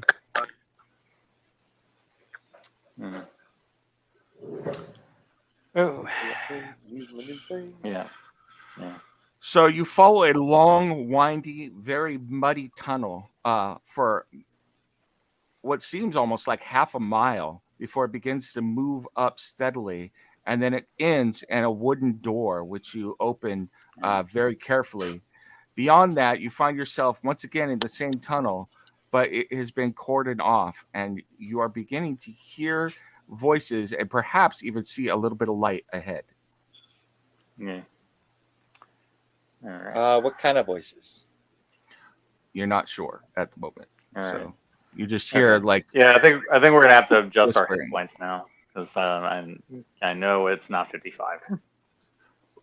yeah. We all slept the long rest, so all of our hit points should be full. Yeah, at next level. Yeah. Did you already do that on your sheets? Because it Yeah, should I- reflect. Yeah, I did. Mine is 64. I already filled mine up after we did the long rest. I thought that was the point. All right. Well, let me. If that hasn't been updated, let me do that real quick. And Yeah. 49 then was Cirrus's 7th level total. Oh, Nim, it looks like I need control of Mr. Simeon. I can't click on him. All right. I thought I gave you control of Mr. Simeon. Yeah, I got control of Mr. Bang, but Mr. Simeon is still out of the loop. Oh, I gave it to Steve. Oh, okay. There you go. Yeah. All right. Let's see. Bjorn, what are you at right now? Hit point. My thing says 84. I think it says 84 on my character, but I should be at 96. Yeah, tell me what you are. It didn't update for some reason. So Okay, yeah, my hit points are at 96. 96. Eleuthria. 64. 64. And I gotta say, at 96, I'm kind of strutting a little bit. Who done it? What's your hit points? 59. 59. Oja? I've got 63. 63. Well, I am the squishy. And Cirrus. 49. Oh, All right. okay. I'm not the squishiest. Awesome. I got you right. Why didn't it? Did you guys update that on your? It's on your sheets and everything. Yeah, mine's updated. It's on my sheets, yeah. Okay. I Yeah, updated I- everything I- throughout I the might- week.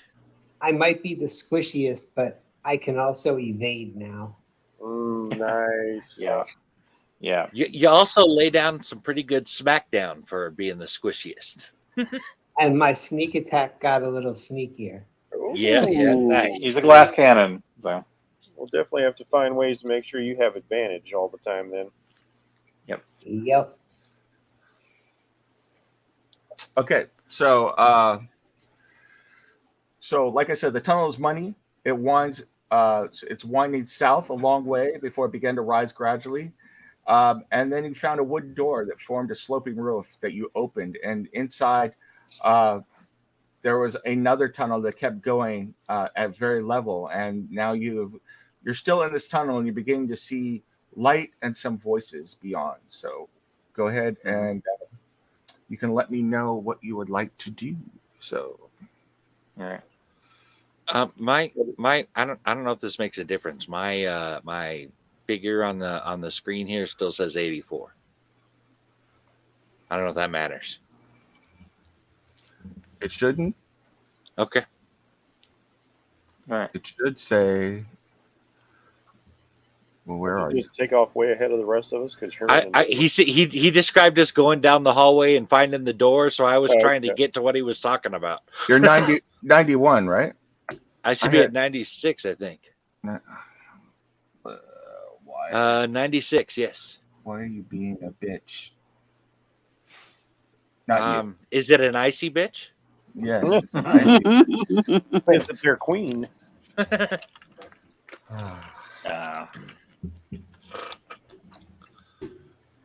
It still says 91.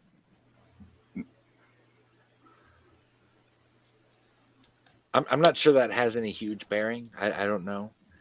It just helps me, but for some reason, the damn tokens don't go where they're supposed to go. There we go. Hold on. It says 96 now. We're good. Yeah, I had to do it manually, which Oh. it's a pain in the ass. I shouldn't have to do that every time. So did I move too far ahead? Is that what happened? It's I don't up to think that's you. the issue. Yeah, no, I'm Okay. I'm being annoyed at Roll20 at the moment. So, Oh. Well, because now I will hate it along with you just to show support. I got to go update all this stuff manually right now. All right. So if you want to, you can move into this area. That is completely up to you. All right. You guys want to come down to this big old room I'm in here? Mm-hmm. Yeah, I can join you. Yep, I'll follow the group. Gotta move one little dude at a time. Wait, I'll just put them all on me. I'm going to move you back a little bit, though, Bjorn. Okay.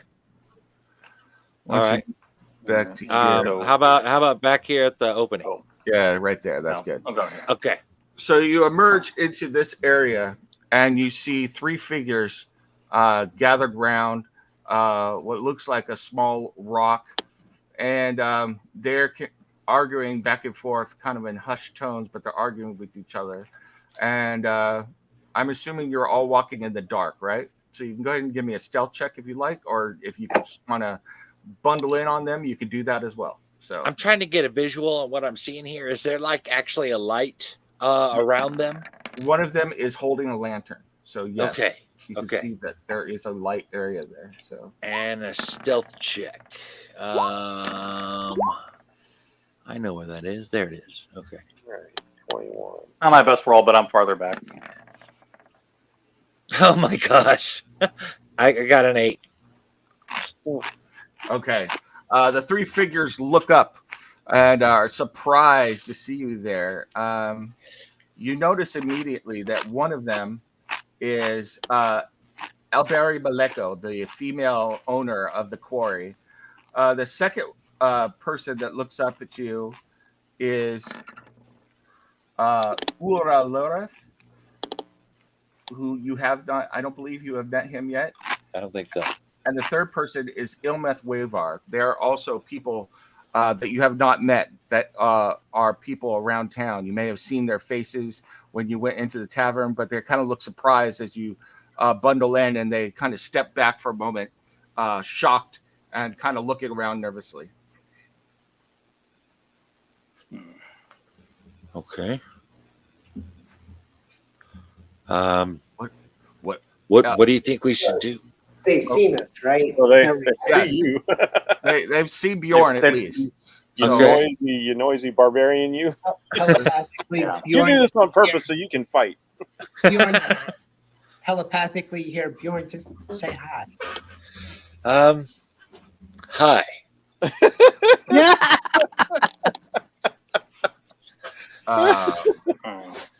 This is going to end well. the three of them look back and forth at each other, and Maleko steps forward. He goes, "You're not supposed to be here. Go back immediately and leave. Or Neither what are exactly? you, I notice. This is not a place for you. This is not a place for anybody but those who are, but for us." Could you finish that first part of that sentence there? But for those who are what? Those who are most concerned with the goings-ons of Red Larch and making sure that its safety and its future is secure. Leave this place immediately. This is not for the likes of you. Hold on. By your own definition, we are the heroes of Red Larch. This is our territory here. You are passers through. You will take your treasure and your glory and go. We live here. Well, I don't personally see your name written anywhere. That's all I'm saying. Telepathically, Bjorn, you just hear, ask her how you can help. How can I help you? You can't help us. You're this is not a place for you. Why do you keep saying that? Why is it not a place for me? Because this is a sacred place. A Sacred special tomb. place. I am here on a sacred mission of fate. Adventure. Bjorn hears telepathically, we're on a mission from God. Yes. A couple of them, in fact. Adventures are always the same. Please go. But I want to help. I understand. Let me help that. somehow. There is something I can do. You'll only make it worse.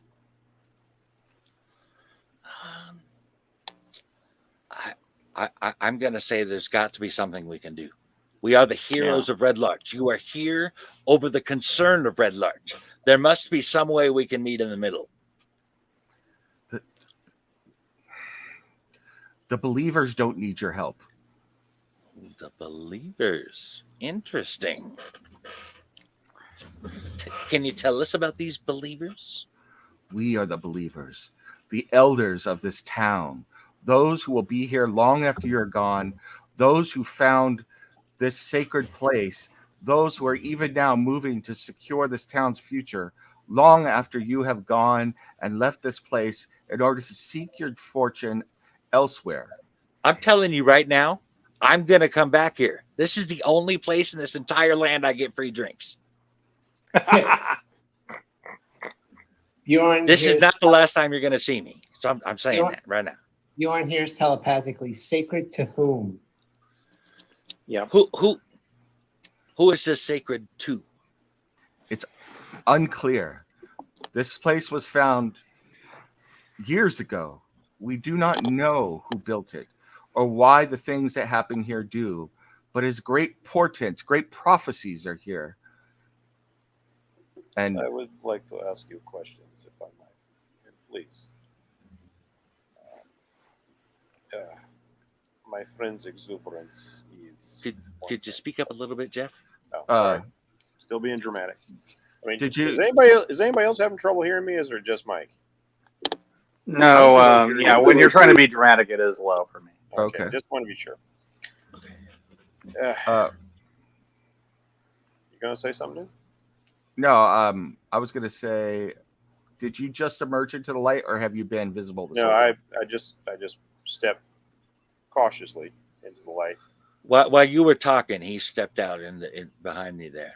So they kind of move in shock again. They're like, oh, now there's another one there. So because they have, I stepped out and I make my my presence known. I speak to them.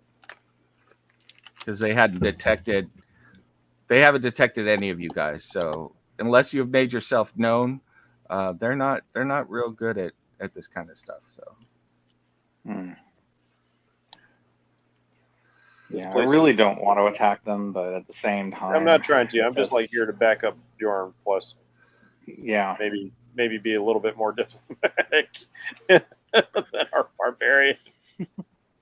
Hey, you got we the do wrong need a little guy more in front for subtlety. diplomacy. I know. I'm loving every second of it. What do you want now? Where are the rest of you? I'm sure the rest of your companions are here as well. And Ilmeth kind of comes forward and goes, "Yes, where are the rest of the Fandlin Five? I'm sure that you're going to be here, and it's going to cause all manners of troubles for us now. Come out." I can assure you that they are coming. I cannot say that all manner of troubles will happen. Who knows? We might just make things better. Bjorn hears telepathically, that's not really what we do. I'm trying to sell the moment here. Understand that I believe you might have us misrepresented. It is not all about fortune and glory for us. We do come on the missions of fate at the directions of other powers. We seek to set things right. Yes. We would like to help you in your town, just as we have helped previous towns and have made things better there. Are you opposed to the howling hatred? I've never heard of the howling hatred.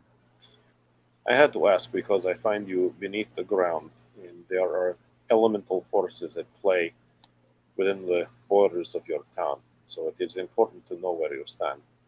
I can respect that you are here to somehow facilitate the well-being and continued prosperity of your town. Sirius will expand his psychic link, and whodunit will hear. Ask him about Black Earth.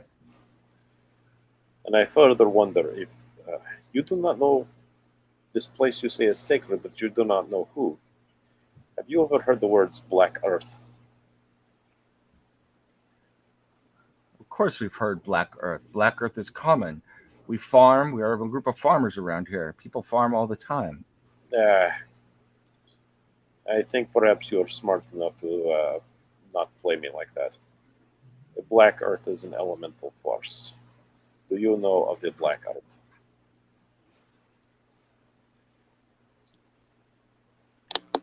Kind of cross their arms. We don't want to say anything else. We only want to keep Red Larch safe. As do we. Man, I must warn you, if you're aligned with Black Earth is not a good thing. We're not all that fond of howling hatred.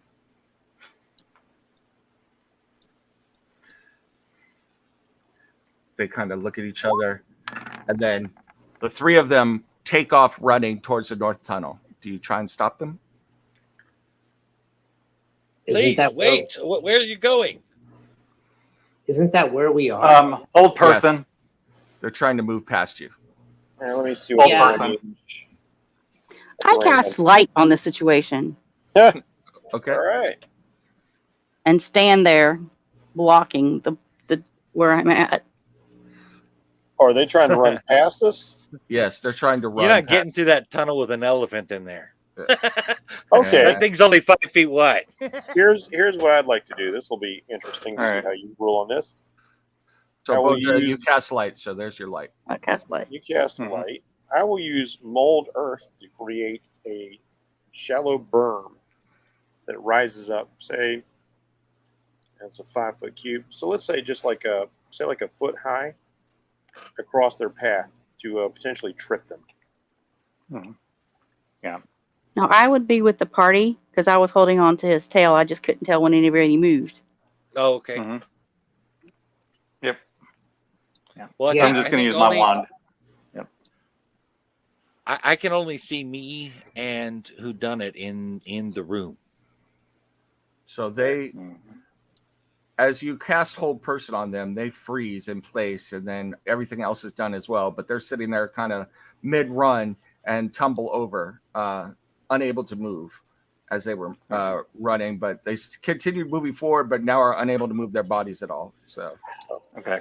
Can we just bring them back into the room? Yes. Yeah. That would probably be good. What are you so afraid of? Well, they're frozen at the moment, so you can let them go. They can't speak. They're paralyzed. Okay. Well, that's not a problem because Cirrus can communicate with them. Yeah, I'll switch my psychic link to those three. What was her name again? The quarry owner. That is Elberi Maleko. Maleko, what you're believers? What do you believe? She really doesn't want to tell you, but she figures it's the best way. You could hear an exasperated sigh. She's like, years ago, decades ago, the miners, my mother, in fact, found this place, quarry deep beneath. And the stones, they move on their own. We ask the stones questions, and sometimes the stones tell us what will happen, what has happened, or what may happen through signs and portents. We read the movement of the stones and can figure out what is going to happen for good or ill for Red Larch. And we have come down here.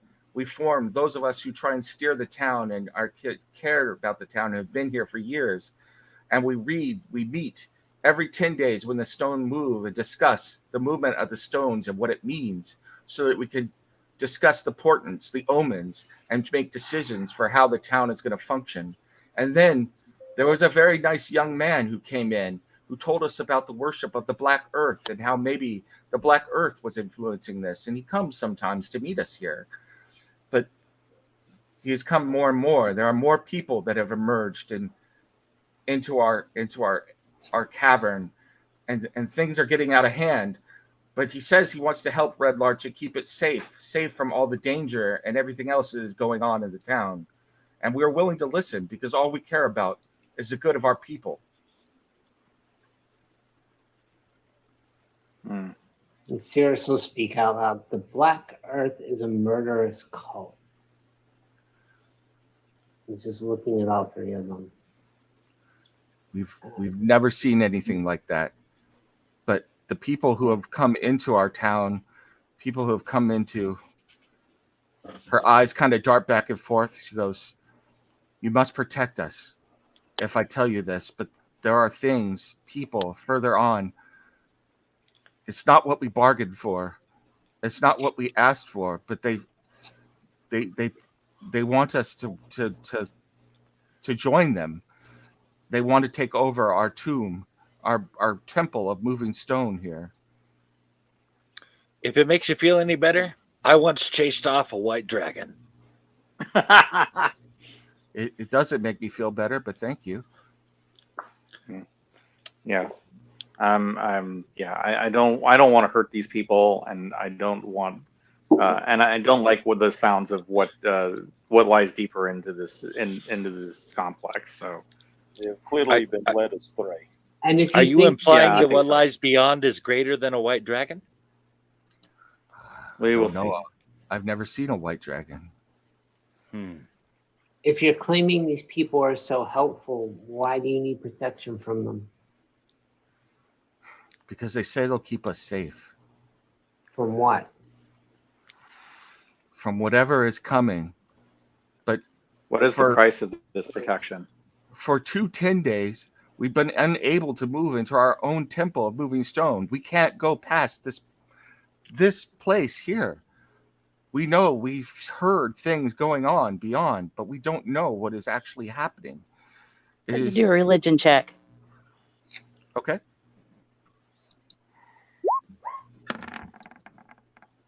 Ooh, 19. nice. What are you trying to discern? Who the temple is dedicated to. Smart move. I'm wondering about these stones. At this point, you haven't seen anything to really be able to figure that out. This appears to be like a natural cavern that had a small stone obelisk put in it, but the obelisk has been here for many years, and water and everything has washed away all the symbology and everything. So there's nothing that you could really look at to determine what this area is at this point. So in this particular area, not the whole temple, but this particular area that you're in. To the east, though, you can see that there's a door there that leads further into the temple. Yeah. What is that? The T1 there. Do you see Is the that just the T1? room number? Yeah, that's just a room. Okay, number. okay. Ignore that. I didn't know if that was something sitting there. Yes, there's a giant T1 that has been engraved there. It's the first Terminator, the best. This That's is right. a temple dedicated to internet service. So Nice. So, moving towards the door, can I determine anything else? you look at the door. You can go ahead and give me a perception or investigation, whichever one you prefer, whichever one is higher for you. Yeah. Doors are really kind of Cyrus's thing. Yeah. Well, Yeah, but she already walked I would over. say once we got Sorry. everything that we need out of That these was not people, supposed to be I'm with okay with advantage. letting them go. I am not so bad That's with right. doors as well. So, I suspect Cyrus is far greater. looking closely at the door, you notice that it is a wooden door, or not a wooden door, a stone door, and that's about all you could determine from your investigation of the door, or your looking and checking out the door. So, It's a stone door. yes. Okay. I use my knowledge of stoneworking to see if I can detect anything about the door. Okay. Let's see. That would be in. I'm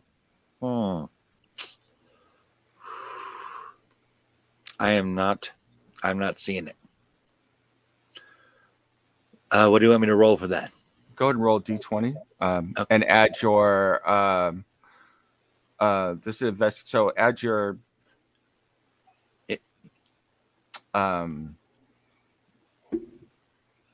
why am I blanking?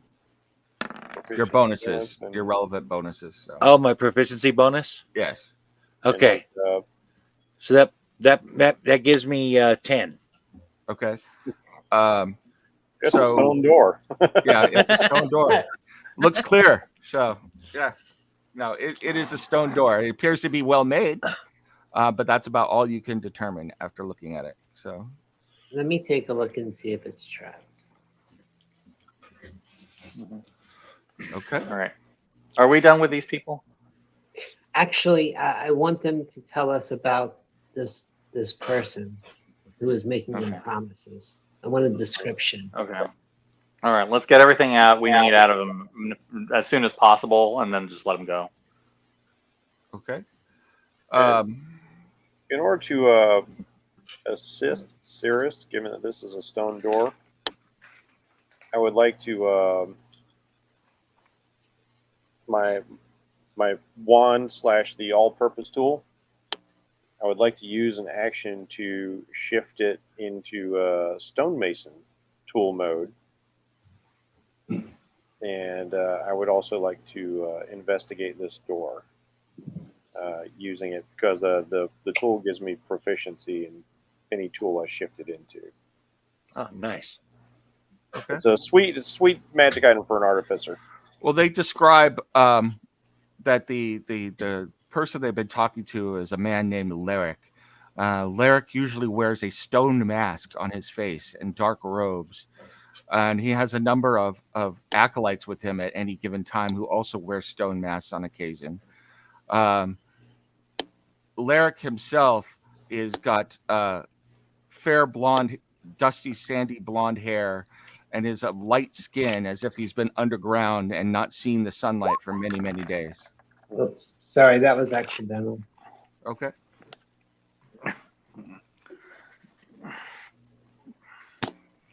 I'm always surprised at how pale humans become. I was about to say, well, my fur. Okay, so this is you investigating the door. Will my added investigation give him advantage? Sure, but I think we're good right now. But you can add your investigation if you want. So I was saying, like, would it give him advantage as opposed to us having rolling dueling investigation rolls? Yes, it would.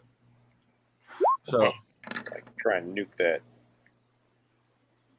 So we're at 28 now. 28. Yeah. Okay. Awesome. Worth it. So you check out the door, investigating. Similar to the door at the barrow that you visited before, this one appears to be of ancient dwarven make, and an incredibly well-made door. The door is indeed locked.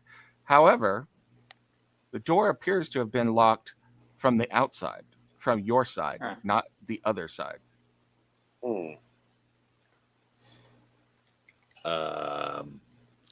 Well, Really? but I guess I can't really comment on that until you share that. It seems to have been locked from this side. Did I find any traps on it? No, you did not. Okay. Looks clear.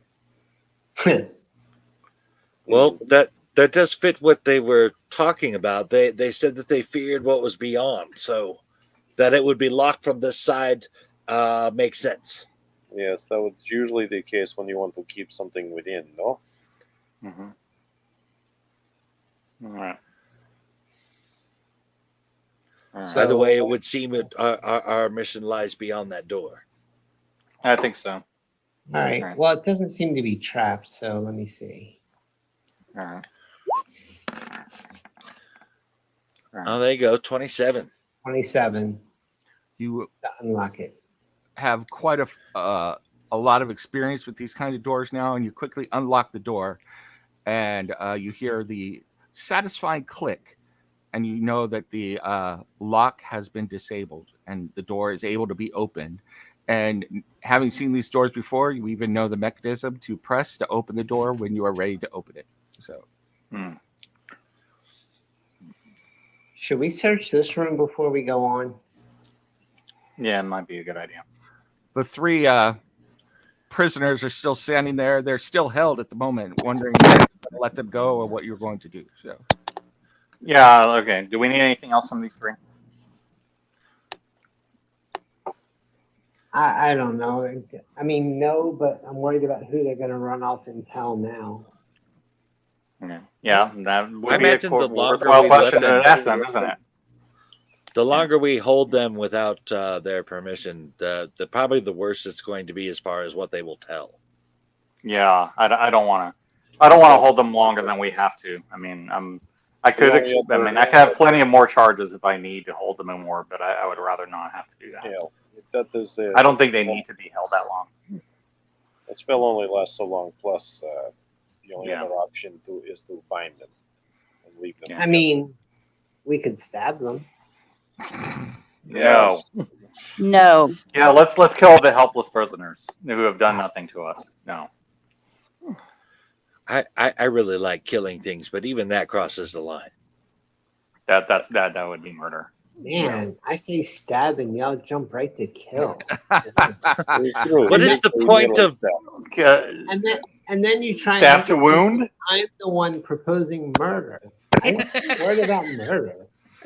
Well, you said you wanted to silence them. I mean, that's kind of would do it. I only know one reason to puncture someone. No, he did not actually say silence. He just mentioned stabbing. What's a little stabbing among friends? So. It's not my fault y'all jumped right to murder. Wait a minute. What? Maybe we that shouldn't says be more discussing this in front of these people. Yes, Maybe it says butterfly more about Kool-Aid. you than it does about me. Okay. They're gonna stab us. Yeah, I have no. Bear in mind, it intention is of letting Bjorn anyone- that is reminding us about this. I have no intention of letting anyone die needlessly, and I don't think it's needed. Y'all just, you should believe that you need to keep quiet about seeing us down here. Yes. Yeah, we will not do anything to you as long as we have assurances that you'll keep quiet. And I again And we will assure you protect you that as we much are as here possible. with the best interest of Red Larch in mind. Absolutely. I wish I could believe that, they say mentally. But it seems like we have no choice one way or the other. All right. You should also believe that the Black Earth is just as dangerous as the Howling Hatred. They're going to fight one another for territory, and they don't care if you die in the process. Yeah. In fact, they Do may me this favor.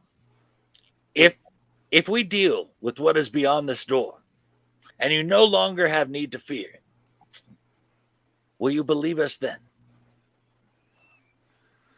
Oh, after talking about stabbing and murder, of course they will. Certainly. All right.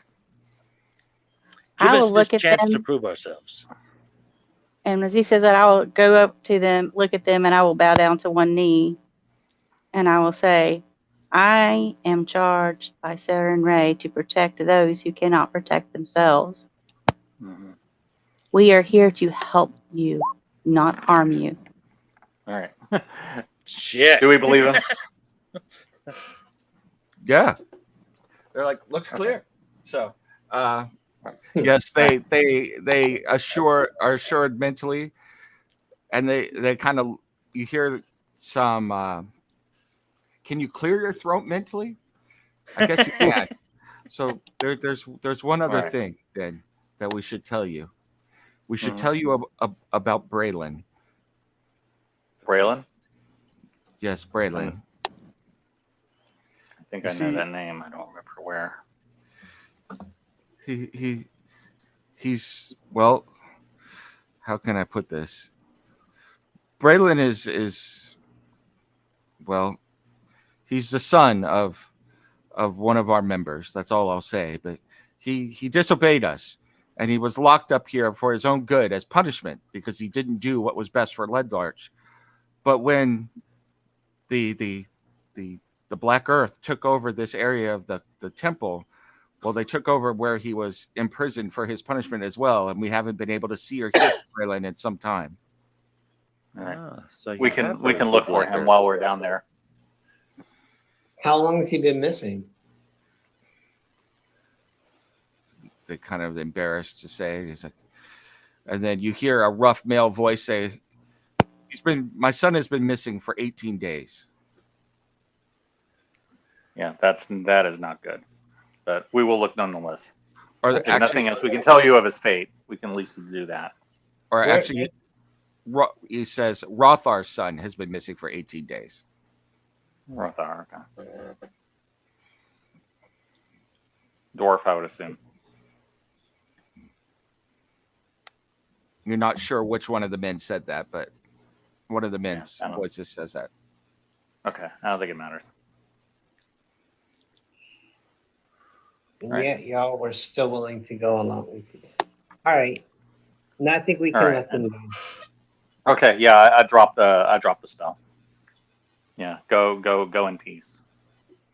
You see them scurry off and run away up the tunnel from where they first emerged here and where you've emerged as well. I'm like hearing the Scooby-Doo give us escape. a chance. Huh? don't forget you promised to give us a chance. Yes. All right. So with that, What you was are that? To stab them or kill them? I'm still unclear. you I all just don't want them to be talking to other people, and I'm hoping that maybe if we worked out this deal, that they're going to give us a chance, and maybe they'll keep their mouth shut until we at least try. Yeah, this is why I prefer to immobilize rather than attack. Do not be holding breath. you all are now alone in this antechamber here with the unlocked door that is still All closed. right, let's see if we can look around then before we go in. All right. You want to look around this room? Yep. Yeah. Go ahead, give me investigation then. Damn. Jesus. Get all these rolls out of your like your system now. Oh my gosh. Yeah, y'all want me to try some investigation too? Let me see. no. Okay. Well, my investigation sucks, but I'll try it.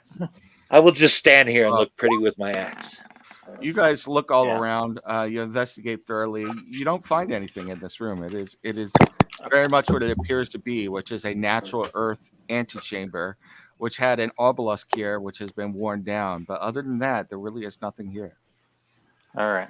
At least as far as you could tell. Okay. Time to check the door. I can tell a lot. Well, Pierce will take a step back and point and say, "You just push that little knob right there, and the door will open." It's unlocked. I'm curious, when you say the obelisk is worn, could you describe that? Worn how? Is it like how like statues are worn from like hands rubbing on them or something along those lines? Or like a hat or a vest. It's more like natural erosion. So over the years, so there is water. You could see that there are like tree roots sticking down out of the ceiling above you. There's water dripping down, stuff like that. So it is over the years. The natural flow of water has flowed down over this obelisk. And you don't know how long this will have taken, but it has just worn down the obelisk over the years, worn off all of the inscription and symbols and everything else. So, but the way it's shaped, it's obvious that this is not a natural stone. Someone had shaped it into this area. It's just incredibly weathered. I guess that's a better word for it. So. Okay. Okay. Is it the same stone as the rest of the cavern, or is it like a different color? It is the same stone. It looks like whoever created this place actually took the stone that was here and shaped it into an obelisk right in the middle of this. So an incredible piece of artisanship. So that's cool. Well, this place appears to be very dwarven, so no surprise, eh?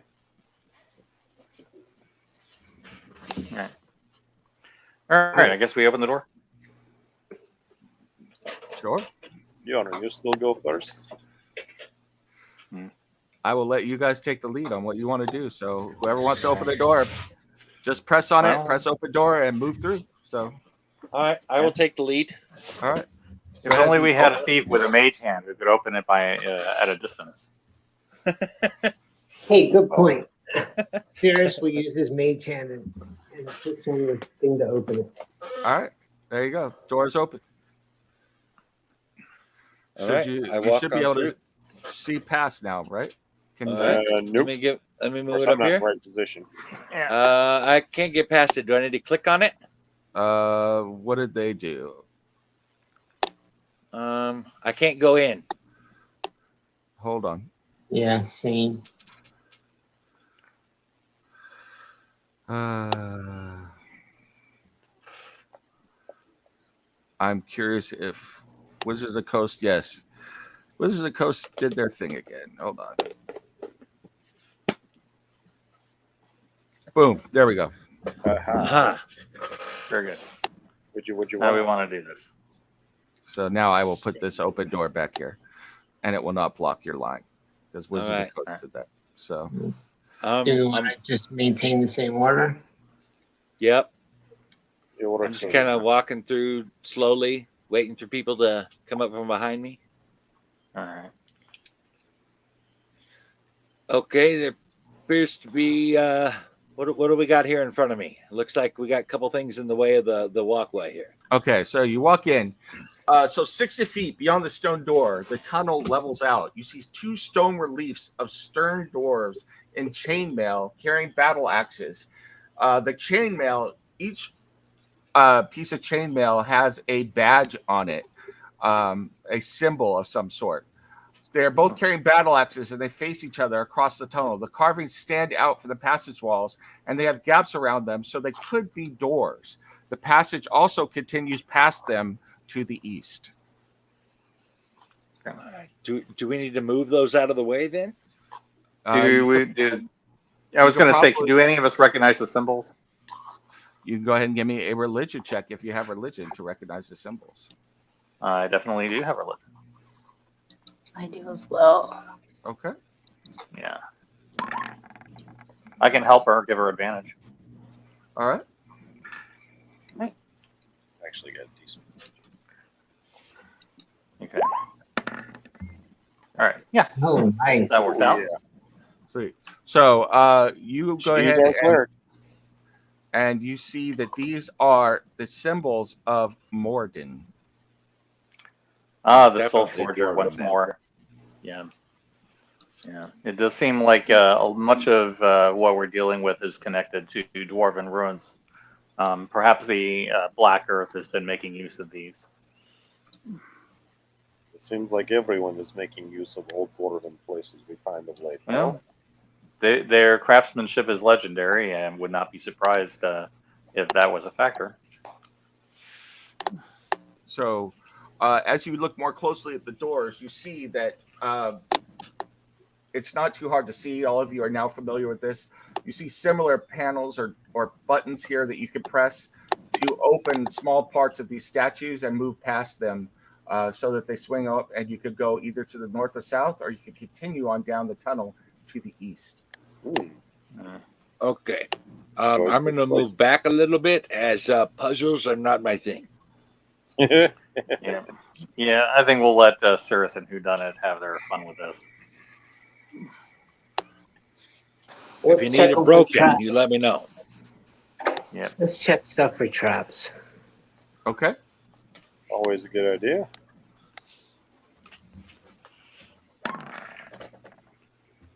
$25. North Looks and Ouch. looks clear. Thank God for that 11. Oh, there you go. That'll help a little. Psychic dice are a lifesaver. Yeah.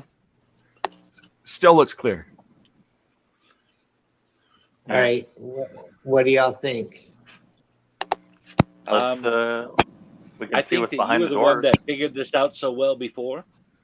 I'm guessing it's the same craftsmanship. I think you can. I think you can get us past this. I believe in you. So what's the deal again? We got one to the north and one to the south. Mm-hmm.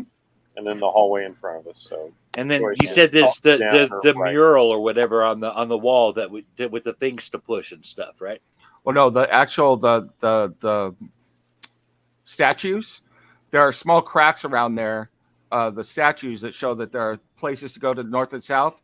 But it's obvious that there are buttons on each of the statues that if you push, part of the statue will recess so that you can move into the chambers to the north or south. So it's almost like the statues are standing guard over them, but if you press it, the button, it'll move part of the statue aside and you could go either to the north or to the south. So Cirrus will use his mage hand to press the button on the one to the north. And I'll use my my shadow will creep out and press the button on the one to the south. okay. And I will hold up my axe in case something happens.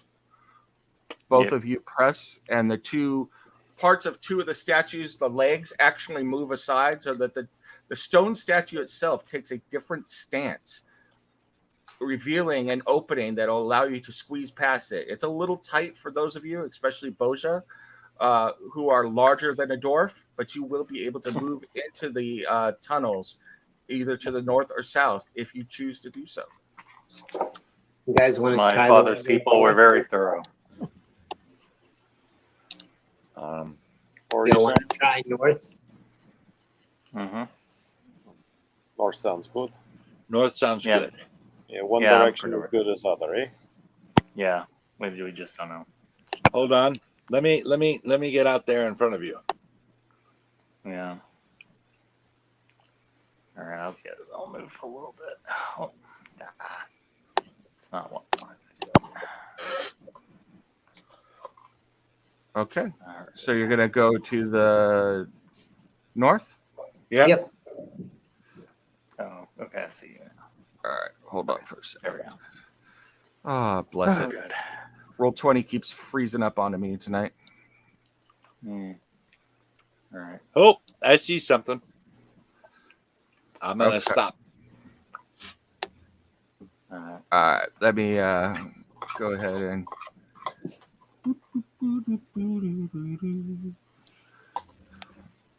So this tunnel, continue following this tunnel to the north, and tunnel opens up into a square room ahead of you that reeks of decaying flesh.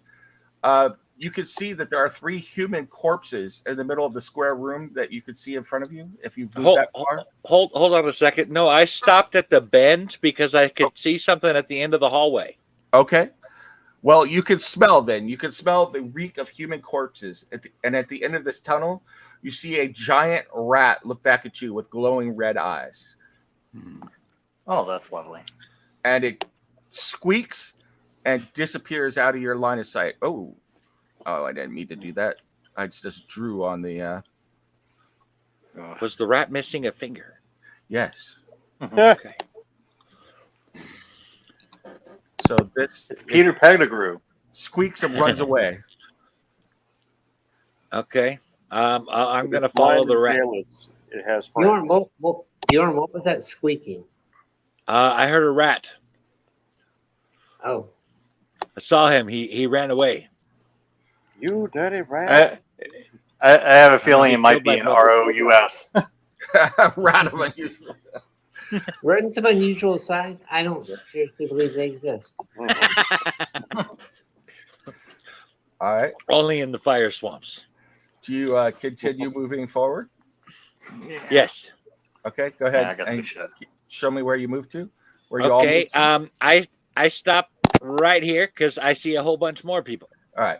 Now you see that there are 3 human corpses laying in the middle of this room. They're reduced to little more than bloody bone and sinew. There are rats all around here. Some are very large, some are small, but they have been gnawing on these corpses. As they see you, they all squeak and begin trying to run out of the room. Hey, man, I ain't going to stop you from eating. All right. Looks like we got some corpses down here. All right. So they appear to have been here quite a while. I think maybe these rats have eaten a couple of them down quite a bit. Are you going to allow them to run away? Yes. Okay. Yeah. So the rats bug the hell out Yeah, I don't see any reason to fight him. after seeing the light and you all approaching. So still in the middle of the room, there are 3 human corpses. Most of there's no recognizable feature. Like I said, they're mostly bloody bone and sinew, but they are still wearing clothes and there are packs and other things around them. Do the clothes have any markings on them? You can give me an investigation check. Okay. Yes. I'll join them. I'm going to move you up here, Boja. Okay. Yes. Not only did I not discover what it is, I completely forgot the last thing I was looking into. You actually ripped everything so that nobody can find anything. So Okay. I rolled a damn 1. Yeah. Cirrus, as you're going through this, once again, these appear to be you somehow are familiar with human remains. You find that these appear to be remains in general. These are humans, but they are wearing clothes with the symbol of Mirabar on them as well. Interesting. Do they have the what is it? The downward facing arrow? No. No. More symbols of Mirabar. Any papers or anything like in their packs or? You begin going through their packs. You find a few coins, and you find some moldy food stuff that has been nibbled on by the rats. And then in the corner of one of the packs, you do find a folded square of paper with a wax seal that has been broken, and the seal has the symbol of Nuremberg on it. Okay, I'll unfold it. Can I read it? Someone already has, apparently. It is written in common. It says contract for services to the Nether Realms Guard Company to protect one cavern of Mirabar from Mirabar to Waterdeep. Signed this day, and then there are 2 signatures on it. Apparently, they did a very, very good job. Wait a minute. When was it dated? It was dated almost 100 days ago. So 10 days. So these are the guys that were sent to guard the caravan that the Arakokra were looking for? I don't know. It seems like a lot of caravans from Mirabar have been attacked. I just find it interesting that they were looking for one, and we happened to come across the people that were supposed to be guarding it. I mean, it could have been anyone, like you're suggesting, but I have a hard time believing in coincidence. Yeah, I guess we'll see. I think there's probably not much left to learn here. Someone dragged them in here, presumably to let the rats take care of the bodies. Mm-hmm. It's not like Probably. they died. It's not like they would have been here otherwise. They were guarding a caravan. Well, they were hired to guard a caravan. I guess I shouldn't assume. Well, somebody was looking for information and they got it. Yeah.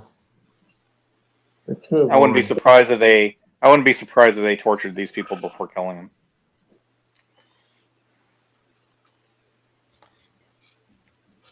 They do look like they have been down here for quite a long time.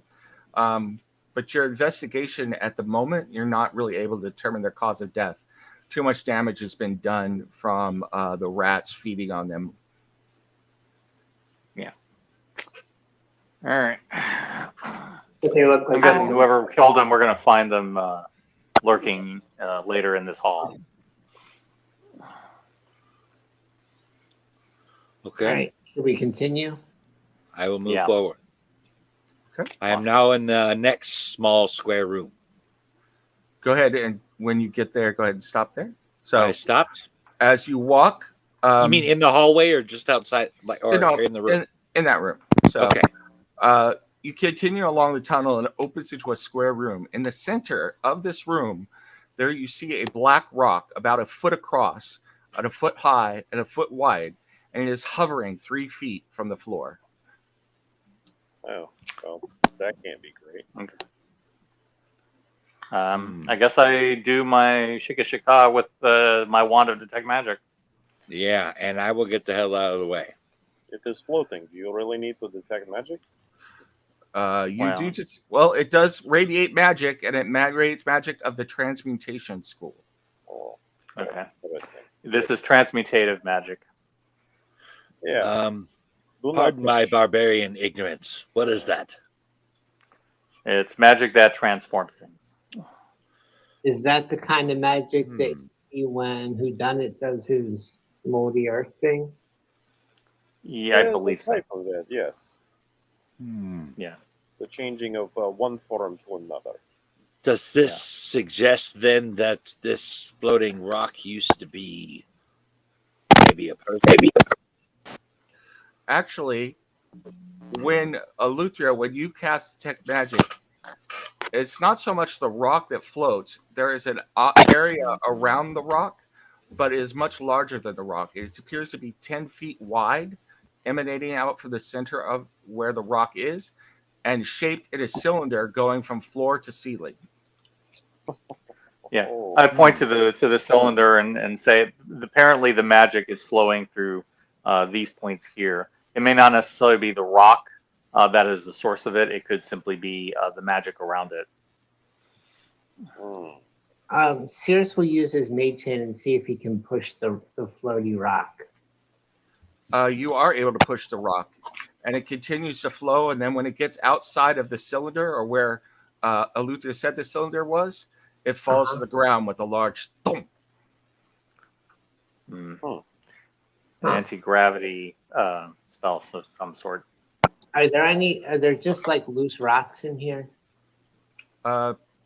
Not in here, but there were back behind you where the rats were. You could easily pick up a stone or something. So Cirrus will just pick up a stone and toss it into the area that Eleuthera is talking about.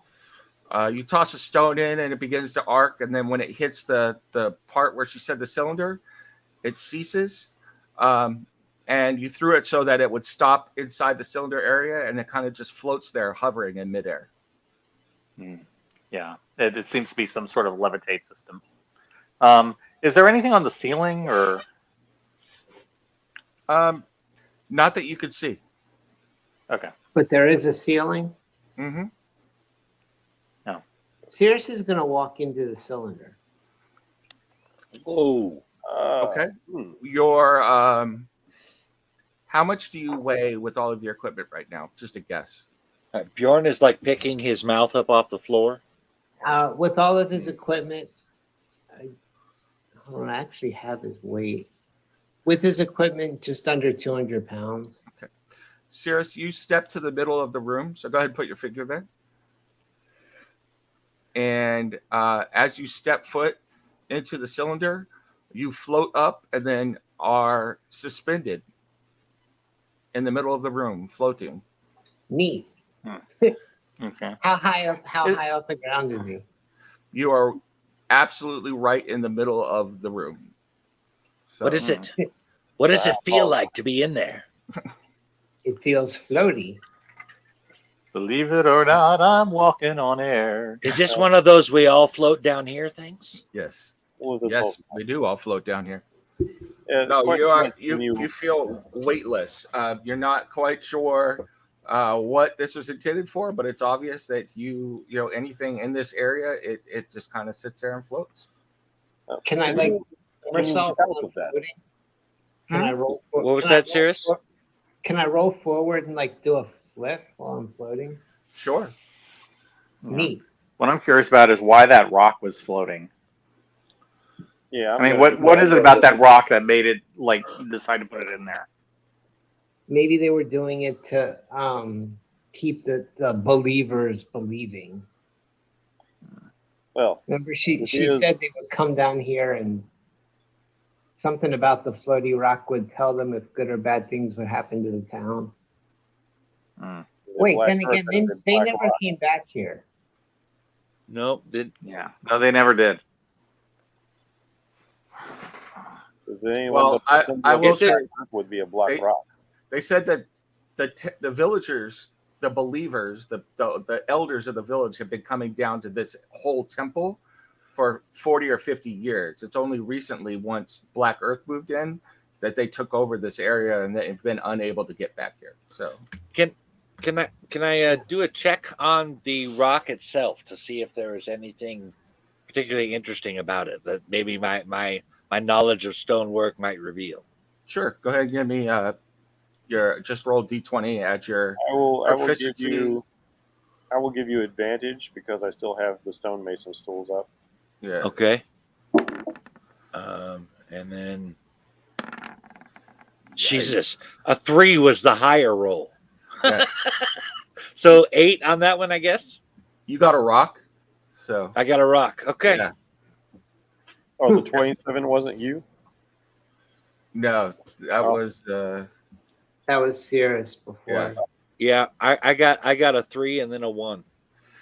It looks like a rock. All right there, Charlie Brown. I suppose I will examine it and hope for better results. Okay.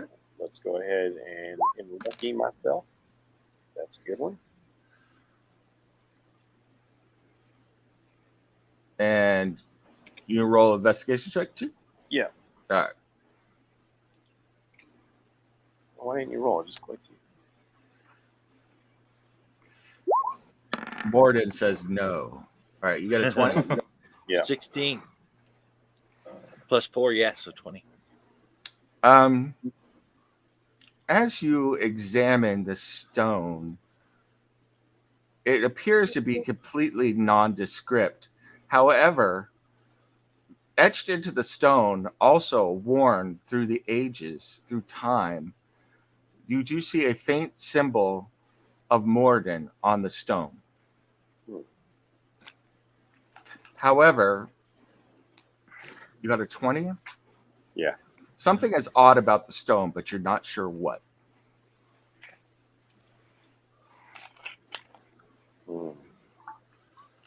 I think we ought to put the stone back in there for now. Yeah. Yeah. Would it be worth doing a religion check to see what the significance of this is? Can Cirrus even get out of this field of hover? Not unless somebody helps him. I reach out my hand to try and just to see if we can get him out of there. Yeah, I'll take his. But I'm like before you guys like do all that. I'm like, yeah. So let's keep going. Good luck, Cirrus. See you later. So you can all make a ladder and kind of reach in there and pull each other out, because the minute that somebody else, unless you are more than 500 pounds, you will begin to float when you enter the cylinder as well. So, all right, throwing a rope. We do have a ladder that we could throw in there for it to float up to and for everybody to pull out. Yeah. Rope works. Yeah. Who wanted to make a religion check, Aluthria, on the stone? Yeah, me. Yeah. Yeah, go ahead. Yeah, I'll tell you, this stone was dedicated to Morning, but I can assist. off. Yeah, but I'm trying to see what specifically this stone is doing for the. Because you can read Dwarven, can't you? Go ahead and roll with advantage as well, Steve. 22. Oh, okay. Well, either way, I'll probably pass it, but I'll do it again. Yeah. There is no such thing as having two on a roll. Yeah. I mean, who knows? I might crit it.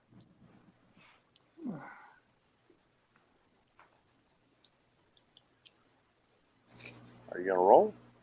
Yeah, I'm doing it. I'm just trying to find the thing. Yeah, we'll just go with 22. Yeah, 22. Yeah. Twice on Tuesday at 2:00. See you next Tuesday.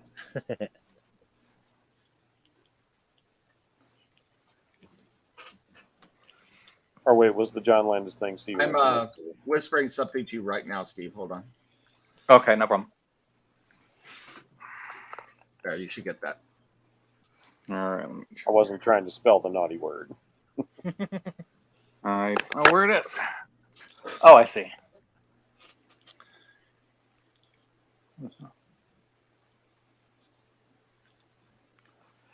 Okay, let me see what. Okay. There are holy stones of Moradin that are special, that are considered geode formations. They're holy to Moradin, and sometimes they have either helpful or harmful magic. It could be that perhaps this levitation is that kind of magic.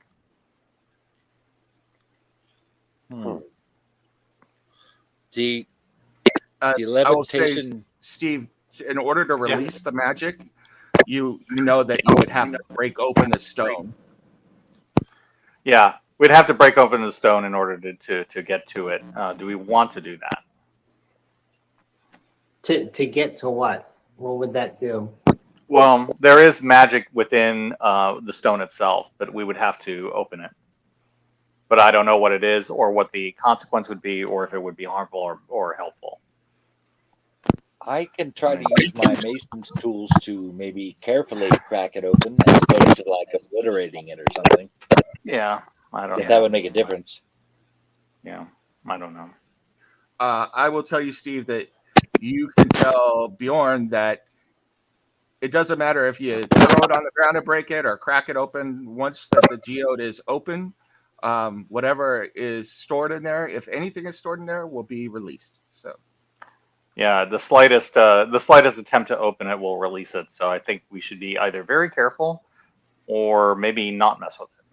I mean, it could be that they were trying to contain the power in this thing, and that's why it's levitating. I am not one to just randomly release things from things that look like prisons. Yeah, especially when it's sacred to Moradin. Yeah. Like the dwarf part within me is like really hesitant to mess with this. I would also like to add, as someone who has created and worked on magical objects and devices, but fracture one inappropriately and sometimes release energy very energetically, and if you break it, go boom. Yeah.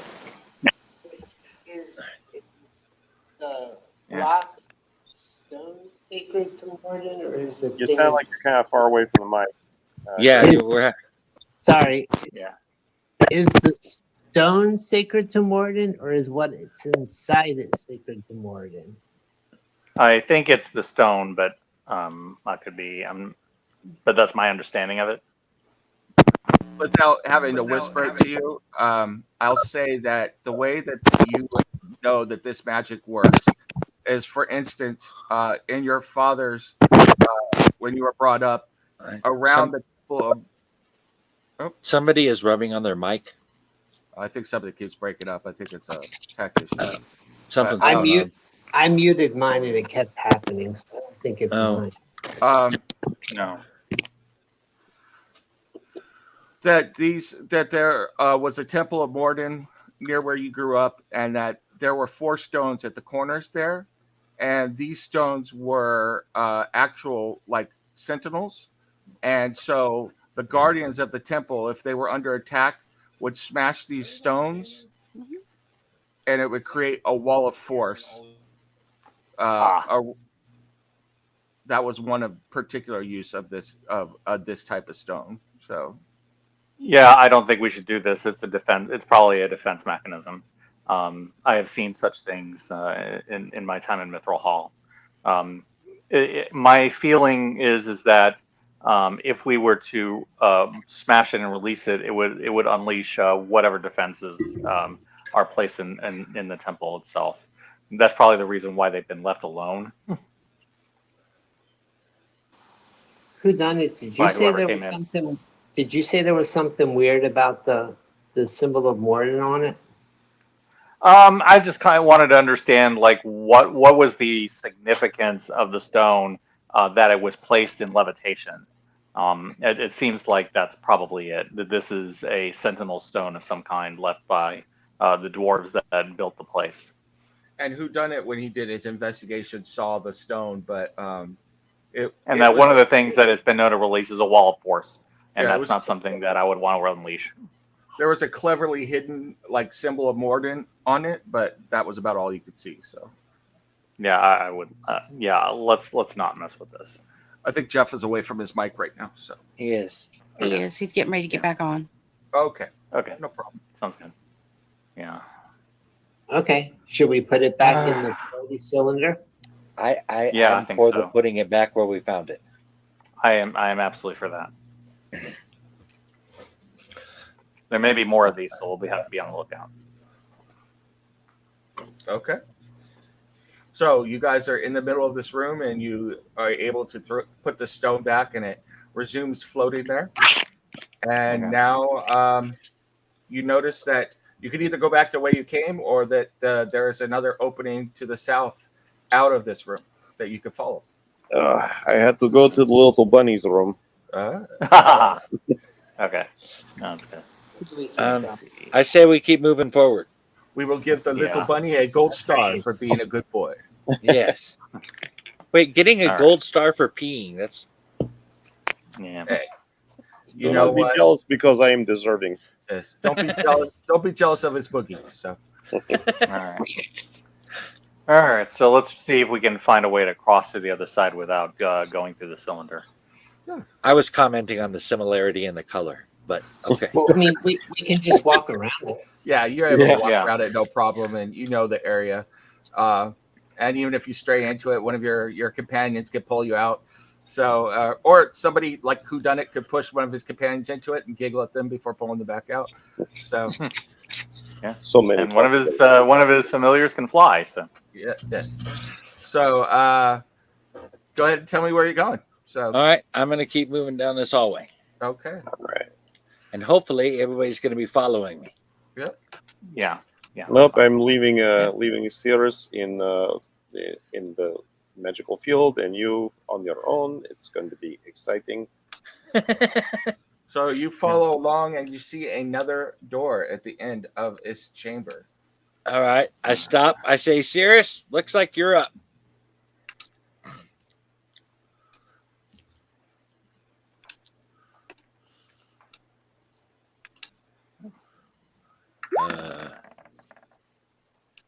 Oh, 22. you're so very good at that. So is this for checking for traps? I think so. I'm assuming anyway. Oh, yeah, it is. Sorry. It is indeed locked and trapped. All right. I will attempt to disarm the trap. I will give you. Whoa, where'd I go? I will give you the benefit of 19. some of my luck, which is only 20. 1 point. 20. A whole point. All right. You 20's better than breathe 19. a sigh of relief and are barely able to disarm a trap. And as you look at it, you realize that if you are unable to disarm it, a jet of flame would have shot down the hallway. Oh, hey, Whoa! This trap wanted to burn all of us. All Oh my right, gosh. so yeah, it's a good thing I had luck, eh? Luck to spare. Yeah. We have not learned our lesson when it comes to tight corners. We have not. Here we are in a single file line once again. Yeah, boy, I would have nailed everybody. 28. And 28 to unlock it. You do manage to unlock it. Okay, my work here is done. You want All right.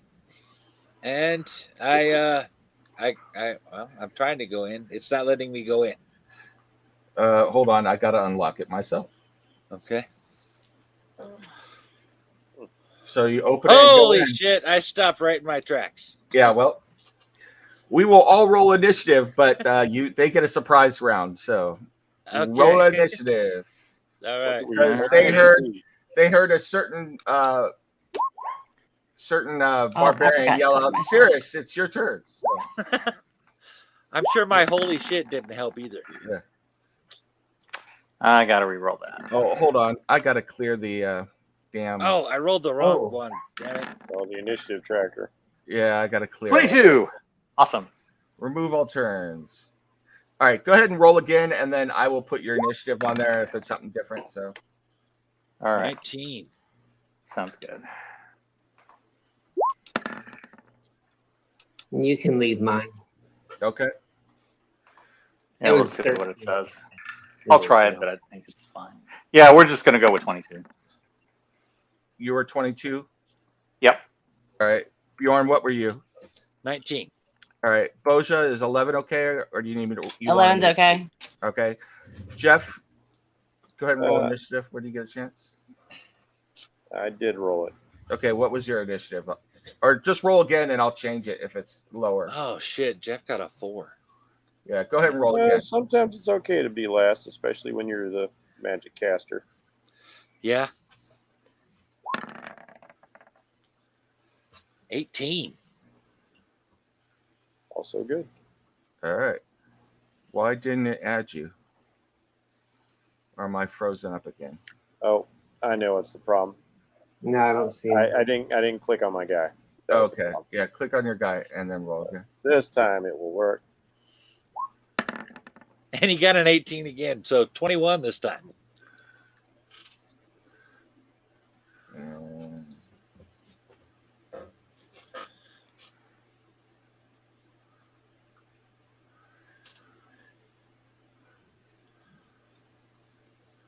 What do we see in the room? What are the? Can you describe the creatures? I'll describe it in just a second. Alrighty. Yeah, we're just I can count 10 creatures from where I'm standing. Oh, well, that's lovely. I'm glad I made the change I did to Mr. Bang, which is going to prove very beneficial right now. All right. Well, Actually, how does whether what entering I this chose work? well. If you're higher on the initiative, would that put you at entering the room first?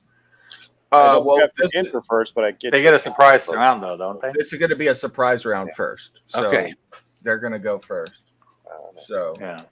And then I think I'm the first once we're back on All right. normal initiative. Bjorn, do a good job and lock that door. Yeah, you're gonna have to be our meat shield this round. Bjorn, the meat shield. That's all fine and dandy, but I haven't had time to rage. I know that sucks. But all right. I will do things to help you. Well, you do have 2 healers behind you. Just letting you know. A dark-haired man, clothed all in black, with a red cloth across his face with a strange symbol on it, leaps forward, 2 short swords in hand, and stabs at you, Bjorn. Stabs twice. I would like to do a warding flare in front of him. This is a surprise round, though, so I don't think you're going to get to act this. Oh, even if it's a reaction? Yeah, because it's surprise. Okay. So. Yeah. And let's see, you are AC DC. Yeah. I think it's 18. Let me check. Yes, 18. You've right, been thunderstruck. 2 hits. Me hitting you and you hitting the floor.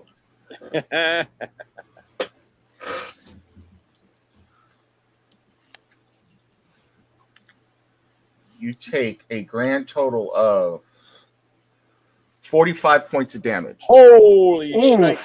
Damn. All right. I know what we're doing. I know what my action's start of the gonna be. round. Yeah. I know what my bonus action's going to be. And then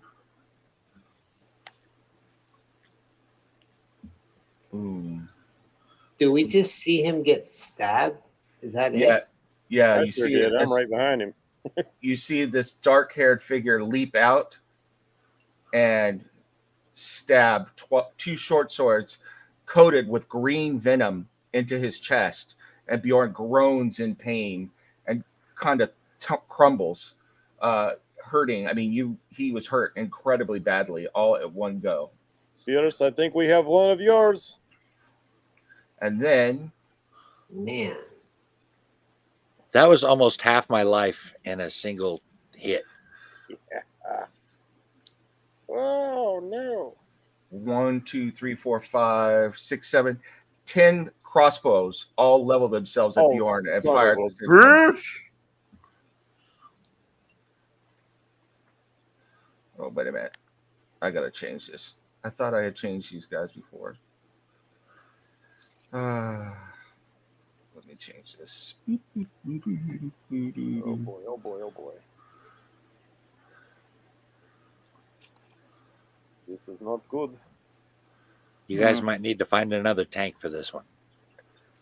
No, I think we can get you back. All right, here we go. Let me check what I know what I'm going to do pretty much immediately. So.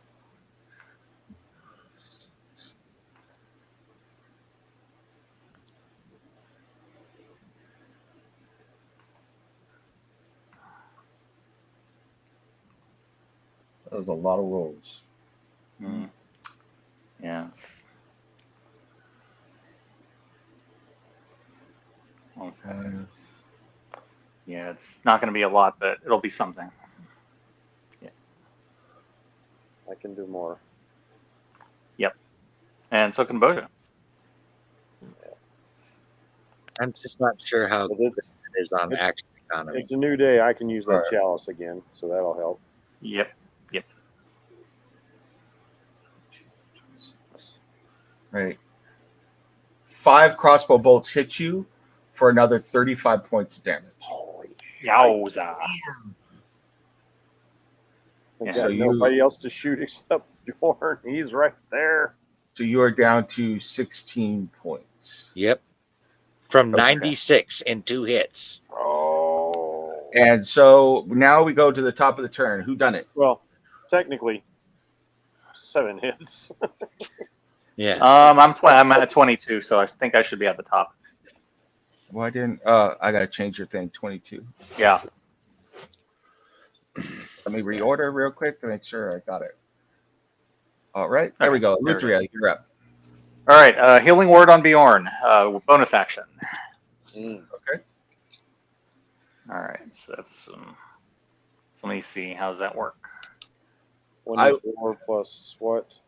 Just to put you guys a little bit at ease, the assassin gets advantage only on the first turn, and he had a surprise round. So, which means, don't put us at ease. Okay. I like it when things seem terrible. just Okay. That's 5 points for Bjorn back. So not a lot, but it's something. I was hoping for more, but we'll just go with that. Oh no! Wait a minute. It's a special casting modifier, so that's 6. Yeah, that's all right. So you're at 22. Let's see. Who can I target with my Eldritch Blast? I'm guessing that guy like right in front of me and past Bjorn. What can you see right now? I can see the one guy about 3 spaces from Bjorn, and I can see a couple of people to the right of him and to the left of him. So I think I'm just going to hit the one that I can see most directly then. Can you get him? Click on them, or like just hold your mouse button down on them so I can see which one? This All right, right there, right there. Guy, that's what I can see. Guy. I can see those guys, and I can see those guys. Yeah, I think I'm just gonna go hit the one that I can like is directly in my line of sight. That one right and there. Then I'll blast him. Yeah. All right. And luckily, I'm bent over, so you can just shoot over. Yeah. Yeah. Bent over because now you're kissing your ass goodbye. Yeah. That's right. Yeah. I got to tell you, I wish I'd have wiped earlier. All right. Let's see how well this works. I'm guessing a 23 hits. Yes, it does. 14. Yeah. One of your Eldritch Blasts comes shooting out, takes one of the bandits who is wearing a symbol on his robe or on his armor, as well as all the other bandits here. Crit. And it kills him. So this one is dead. So. Oh, okay. All right. So then I'm going. Then I'm going to use. Yeah. So then I'm going to go ahead and use. I'll go ahead and hit the guy right here. Then.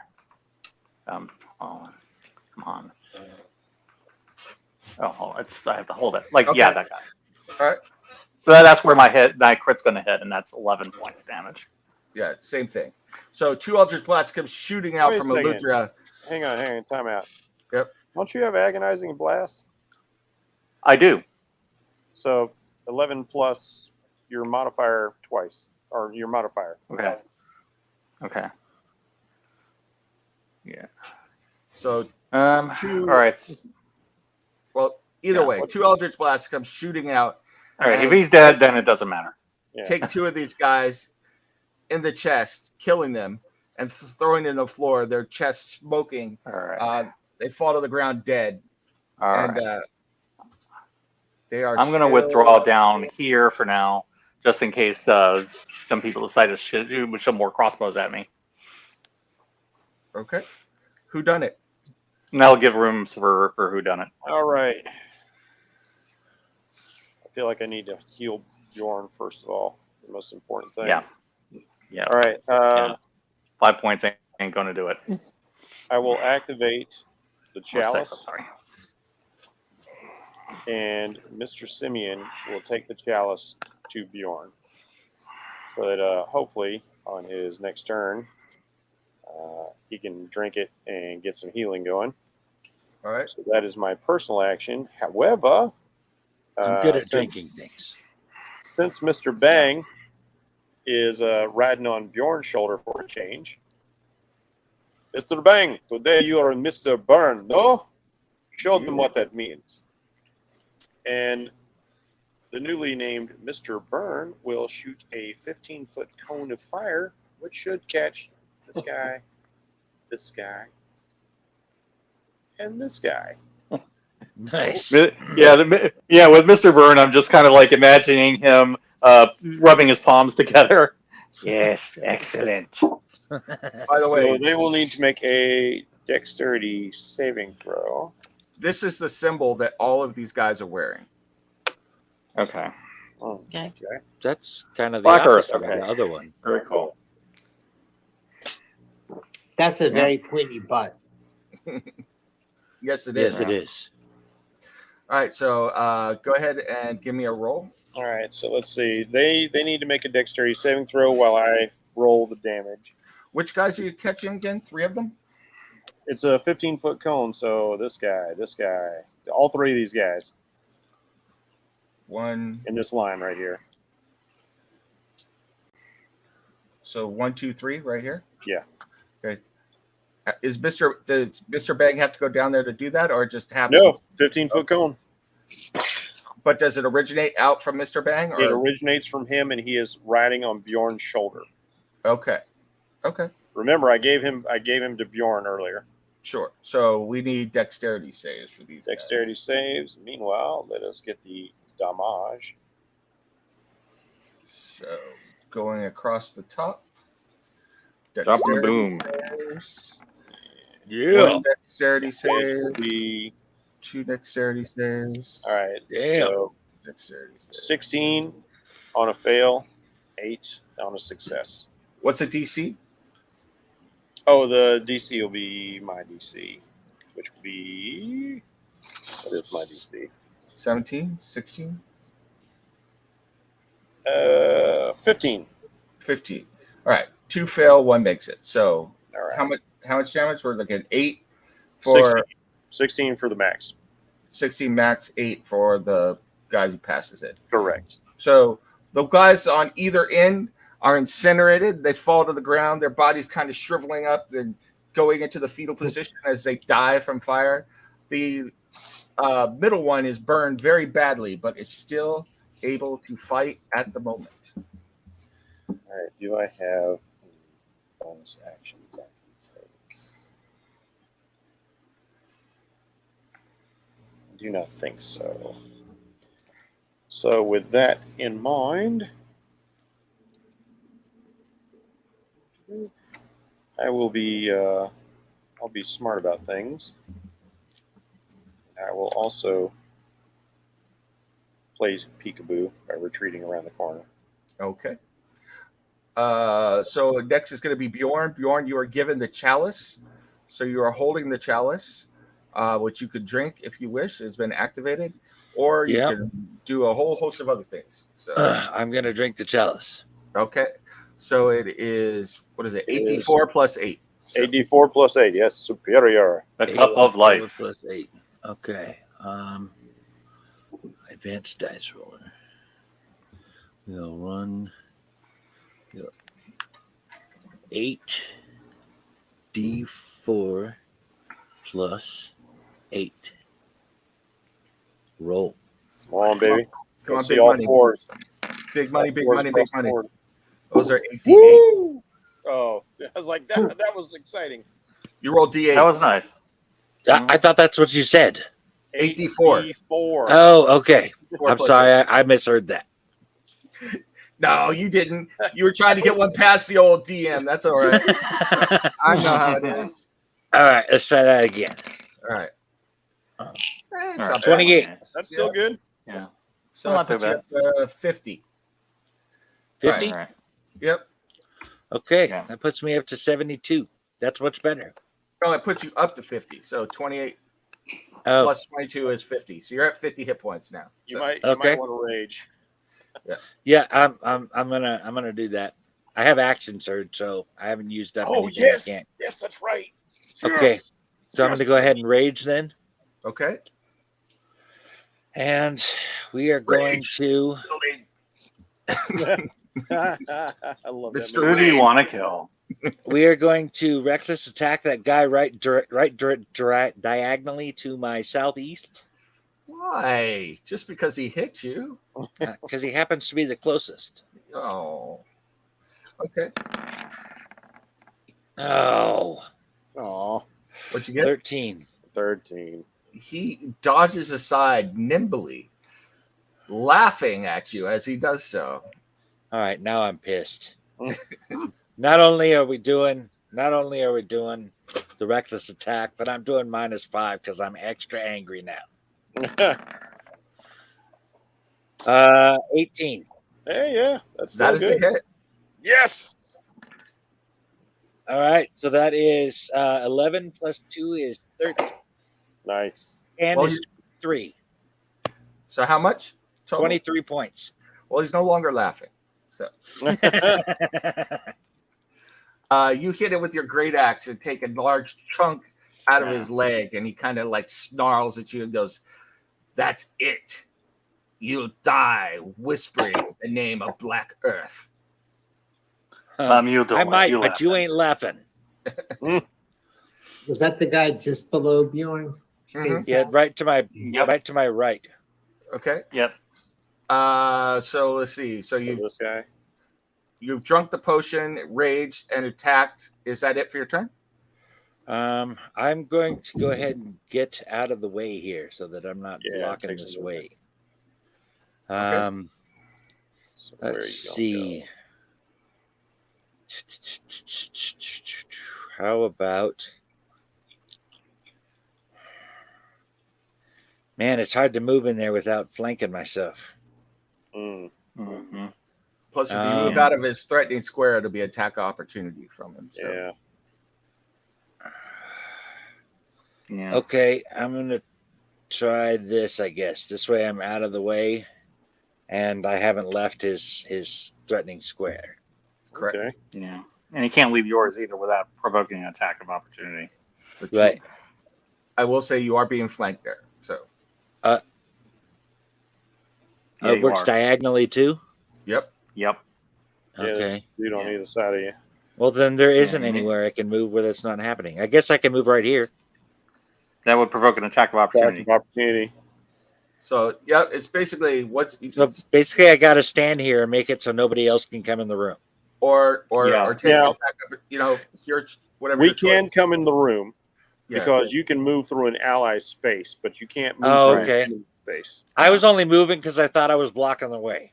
Right. No, they can move into the room, And but keep in mind also we all have long range attacks. We're gonna be fine. so I wish that room was really big because I know what Boja could do if it was. Right? Yeah. I didn't say how big the room is. I said cast Yeah. fireball. I love Right. that meme. Yeah. so are you just gonna stay right there then? Is that what you plan on doing? Bjorn? He's kind of gotta. Yes, I'm kicking it right there. I'm done. Okay. Yeah. All right. So the assassin goes ahead and attacks you twice. This time he's raging. So. So you know what? Jinx. That's what he's gonna do. Oh shit. Oh. At least he's raging.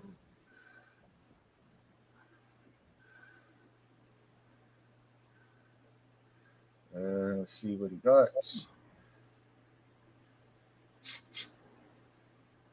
He hits it twice. 3 times a lady. Why All is that it- all that fine healing going to waste now. Hey, at least he got it. I mean, you know, Keep he's him gonna alive. survive Keep him this. alive. It's enough to keep him alive. Come on. I'm raging now, so that's going to help That a lot. will help tremendously. Why is it Mhm. still? 'Cause I can, Reminds me, I need to lessen that. I need to drop my we rages. still got people who can throw more healing on you. And I have lay on hands and Uh-huh. other stuff. 3 of us can continue to juice you up. Okay, I need to take the 2 DC 15 Constitution saves, please. 2 DC 15 Constitution saves. Come Okay. on. Come Yep. on. I'm guessing this is for poison. Yeah. They word some dripping swords. 20 Yep, and one more.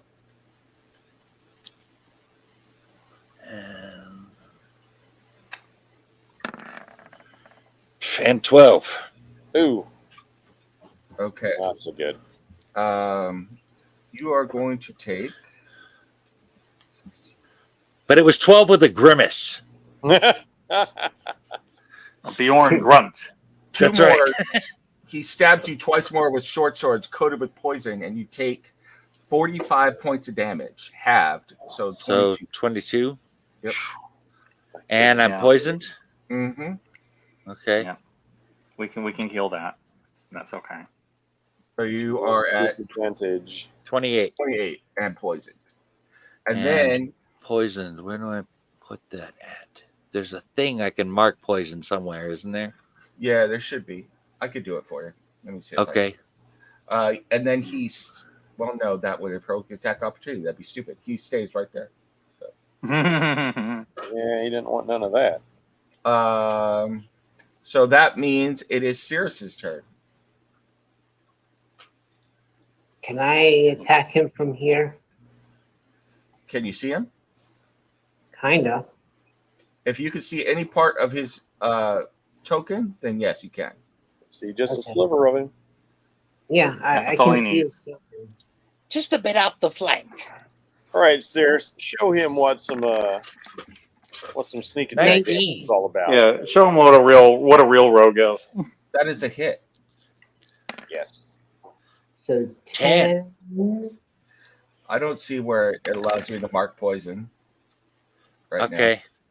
So, So 17. what? That just means I have to make a Constitution check each turn, right?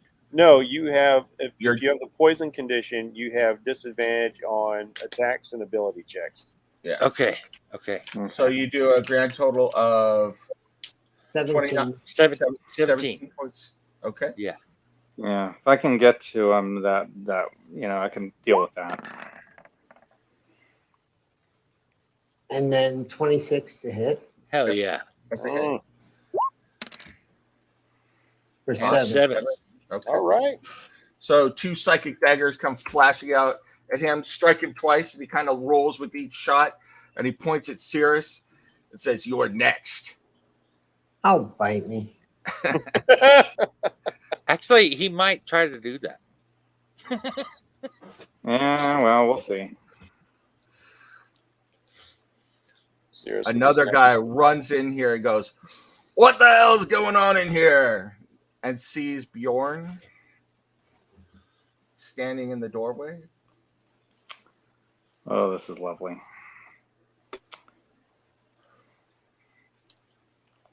And I'm liking the idea of crispy critters right now.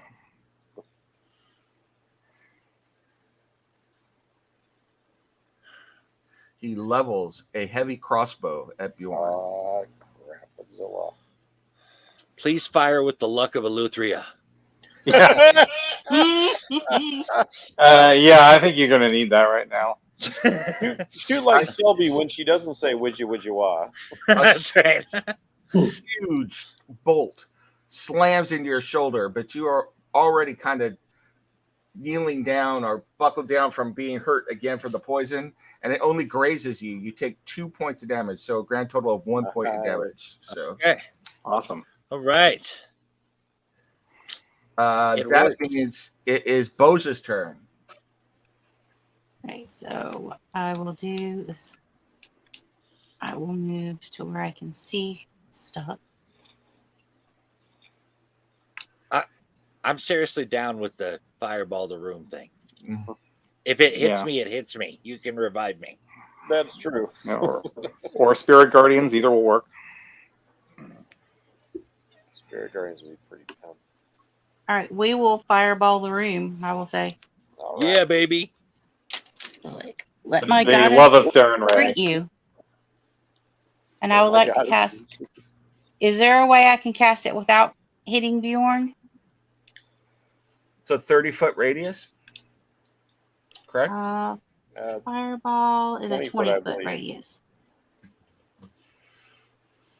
1, 2, 3, 4. You can, but you would have to cast it past the statue. Okay. You could cast it into a corner. You could cast it either into the left or right corner, like right, if you could see this right here or here. Right. And you would be able to get if you go here, you should be able to get everybody and not get Bjorn.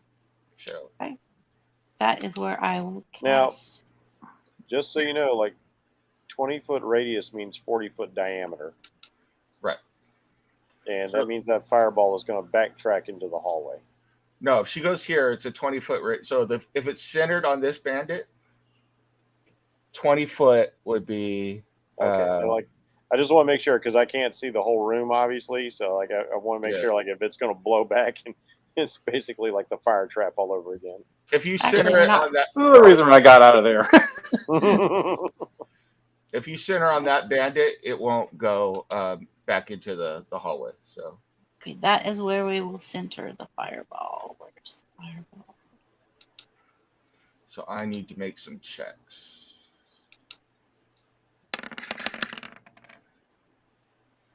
Did you do your extra dice for your flame mace? Oh, that's right. It's an extra 2. Was it 2d6 or 2d8? Extra 2d6.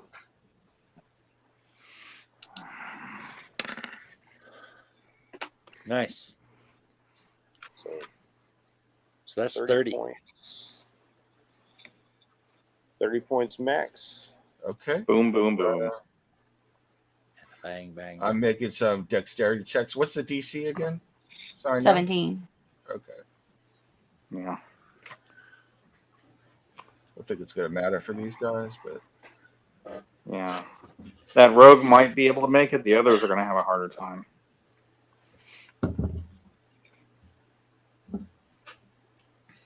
I'm rolling just to make myself feel better at this point. So. All right. So let's see what we got here.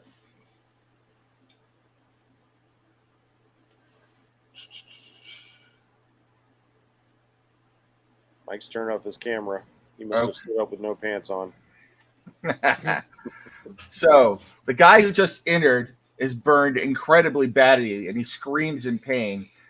All of the rest of the normal guys roll over, burning, screeching in agony, cursing Saran Ray as they die.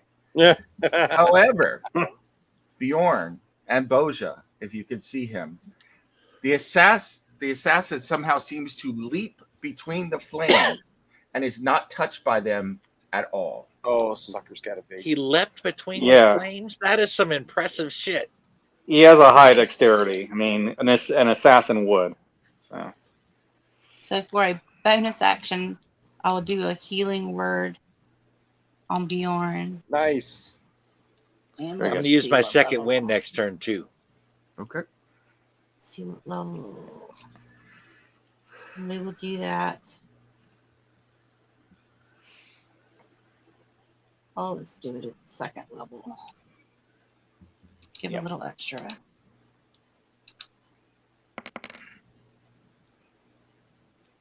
All right. That is 6. Yep. So that's 6 points then? Is that how that Yes. works? Okay. That puts me at 33. It's a good number.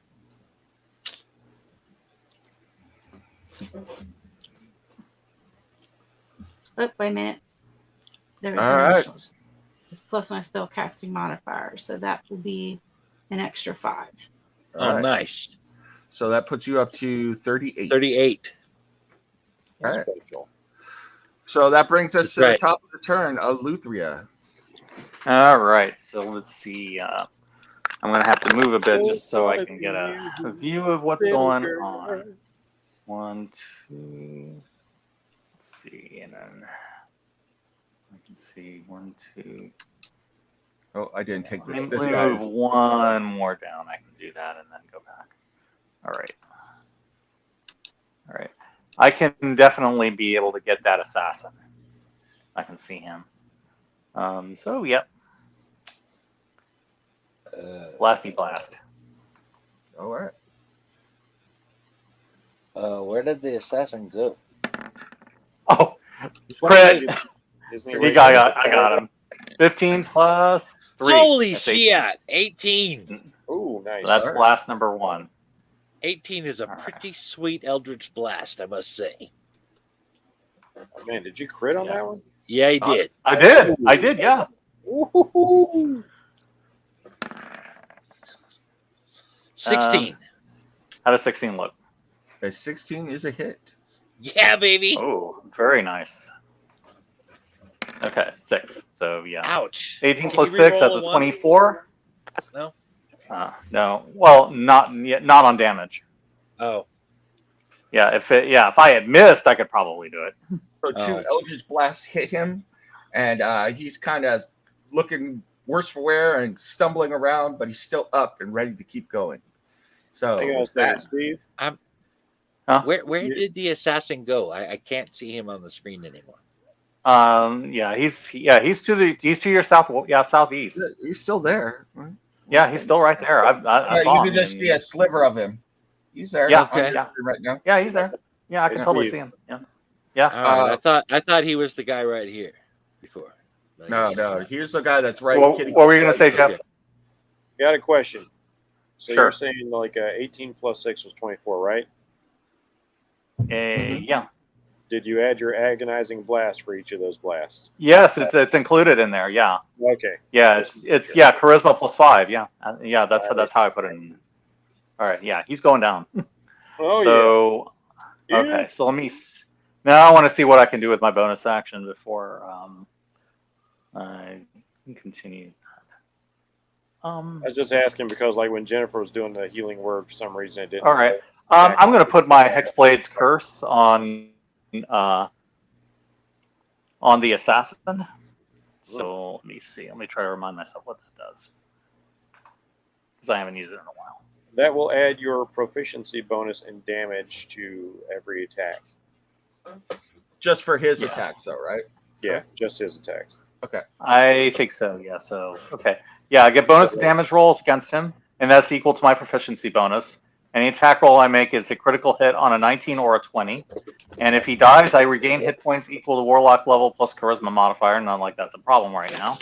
And so from there, what I'm going to do is make my way back and have fun.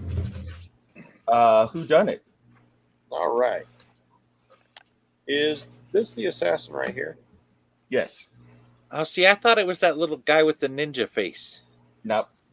Okay. Well, that's good. I can see that guy. So He's first of standing right all, next to Yeah. he's going to need to make a dexterity saving throw you. Okay. because Mr. Byrne opens up his mouth and goes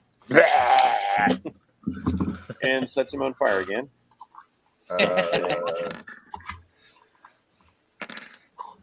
So 11 max.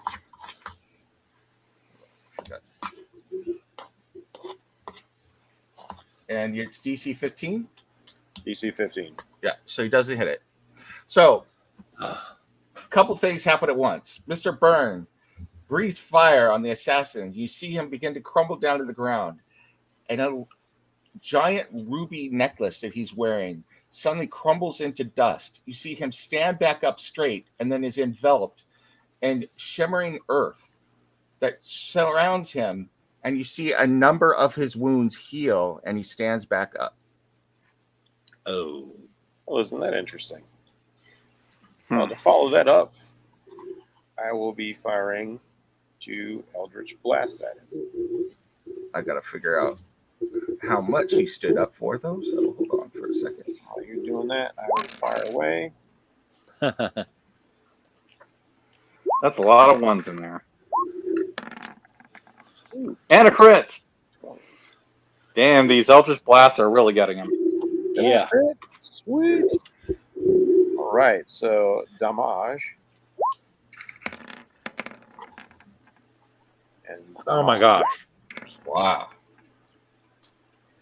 all right, so he takes that much damage, but here's the 25. fun thing. Because the blessing of the mother has given me, let us say, a repulsive personality. And he will be pushed back 20 feet. Okay. Because I have Repelling Blast added to my Eldritch Blast now. So he's going to end up here. 20 feet back. All Bet right. you Bjorn could muster a repelling blast. And you did how much? 25 points of damage? 9 plus 16. Yeah, 25 points of damage. All right. So most of the damage that he healed or would surround him and healed him is done once again by 2 Eldritch Blasts, which send him spinning and flying across the room. He is hurt really badly. Bjorn, you are up. I don't Now suppose you I have- get to hit him when he leaves that area. No, because it's not his movement; it's forced movement, unfortunately. Yeah. All right. Because God, Well, that'd make a finish him off. sweet combo if I could do that.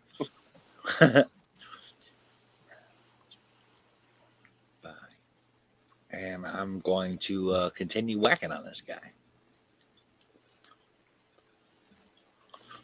All right. And reckless attack. Bjorn. Both hit. 27. Mm. Damn. Oh, I did that twice on accident. The first one was 11. Okay.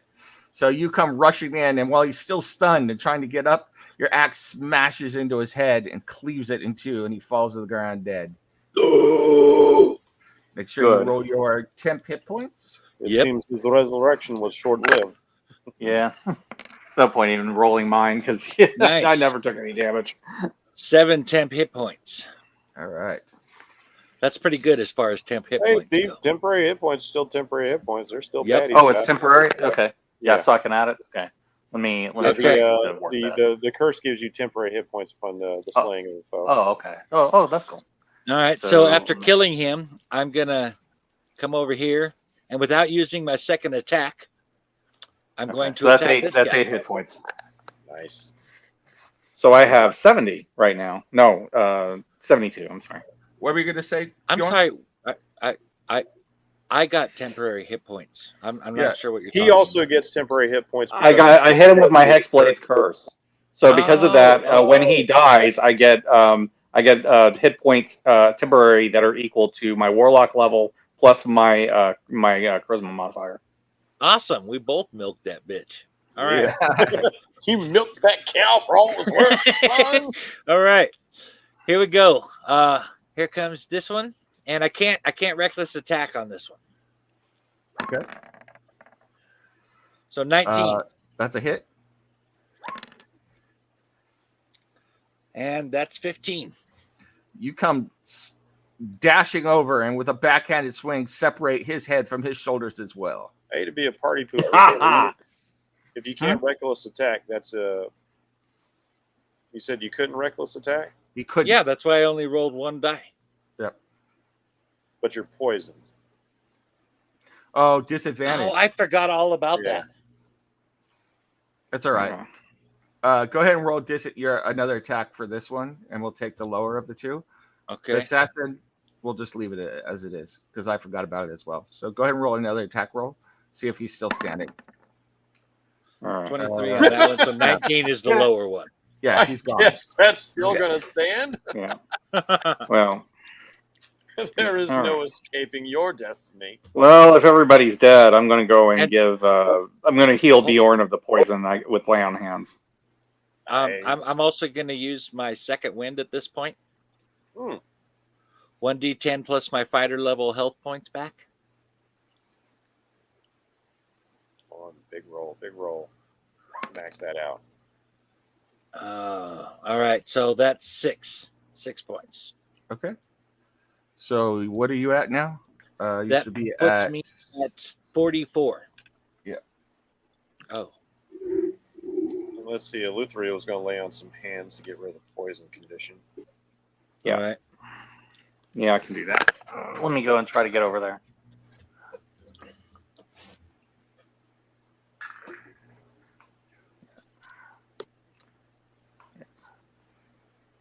Yeah. Okay. All right. All right. Yeah. Lay on hands, and your poison is gone. 5 lay on Nice. hands. All right.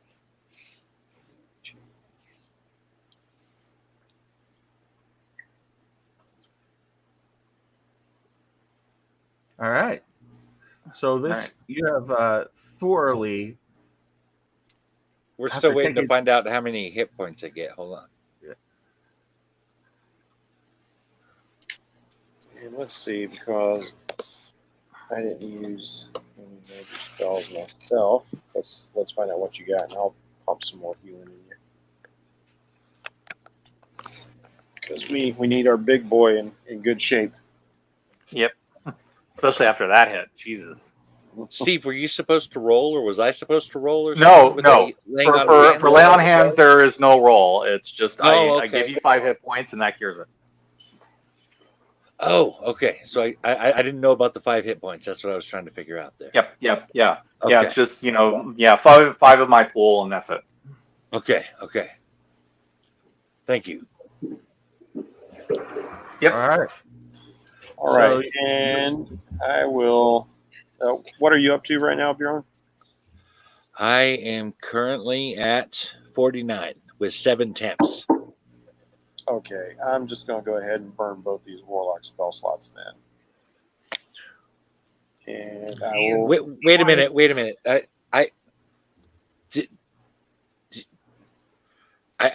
I feel like both might be a lot. We don't know how much what's facing us ahead. I've still got 3 regular spell slots.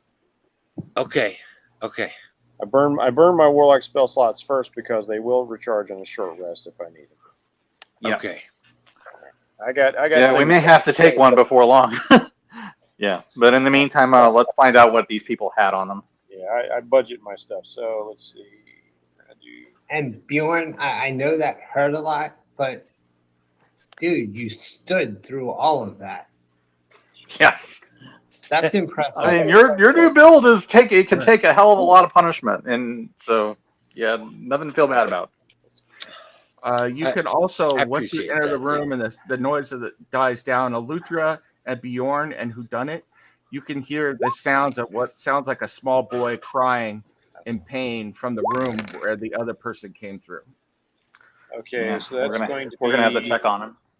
19 plus 8, so 27 more points of healing for you, Bjorn. All right. Cry will bring.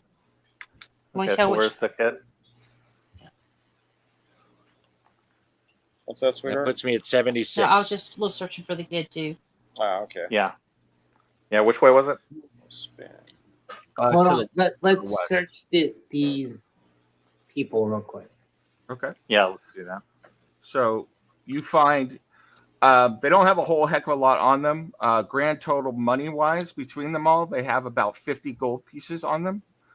You find 10 light crossbows, 2 short swords. You also find 2 vials of poison that are designed to be poured into custom scabbards for the short swords, so that the poison can be poured in there and it will coat the short swords. And you find several sets of leather armor. Okay. 2. Could you use a short sword full of poison, Cirrus? I'd rather not. No.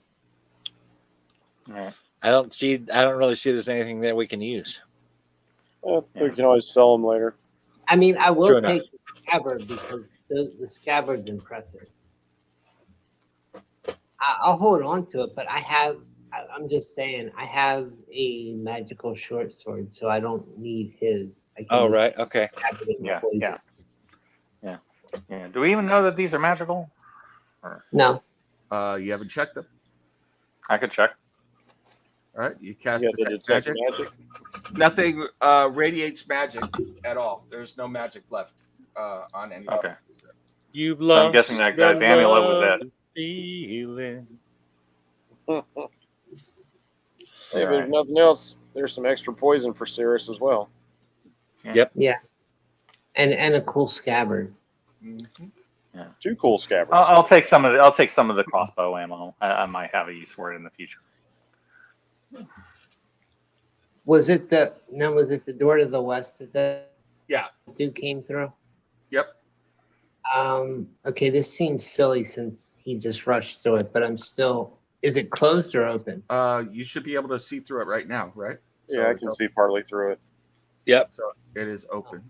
Then it's open. And we can go through it. All right. So you go in there. Hold on. Let me pull up the description again because I had closed that while we were doing this. So Bjorn, how do you like your sidekick? That was pretty awesome.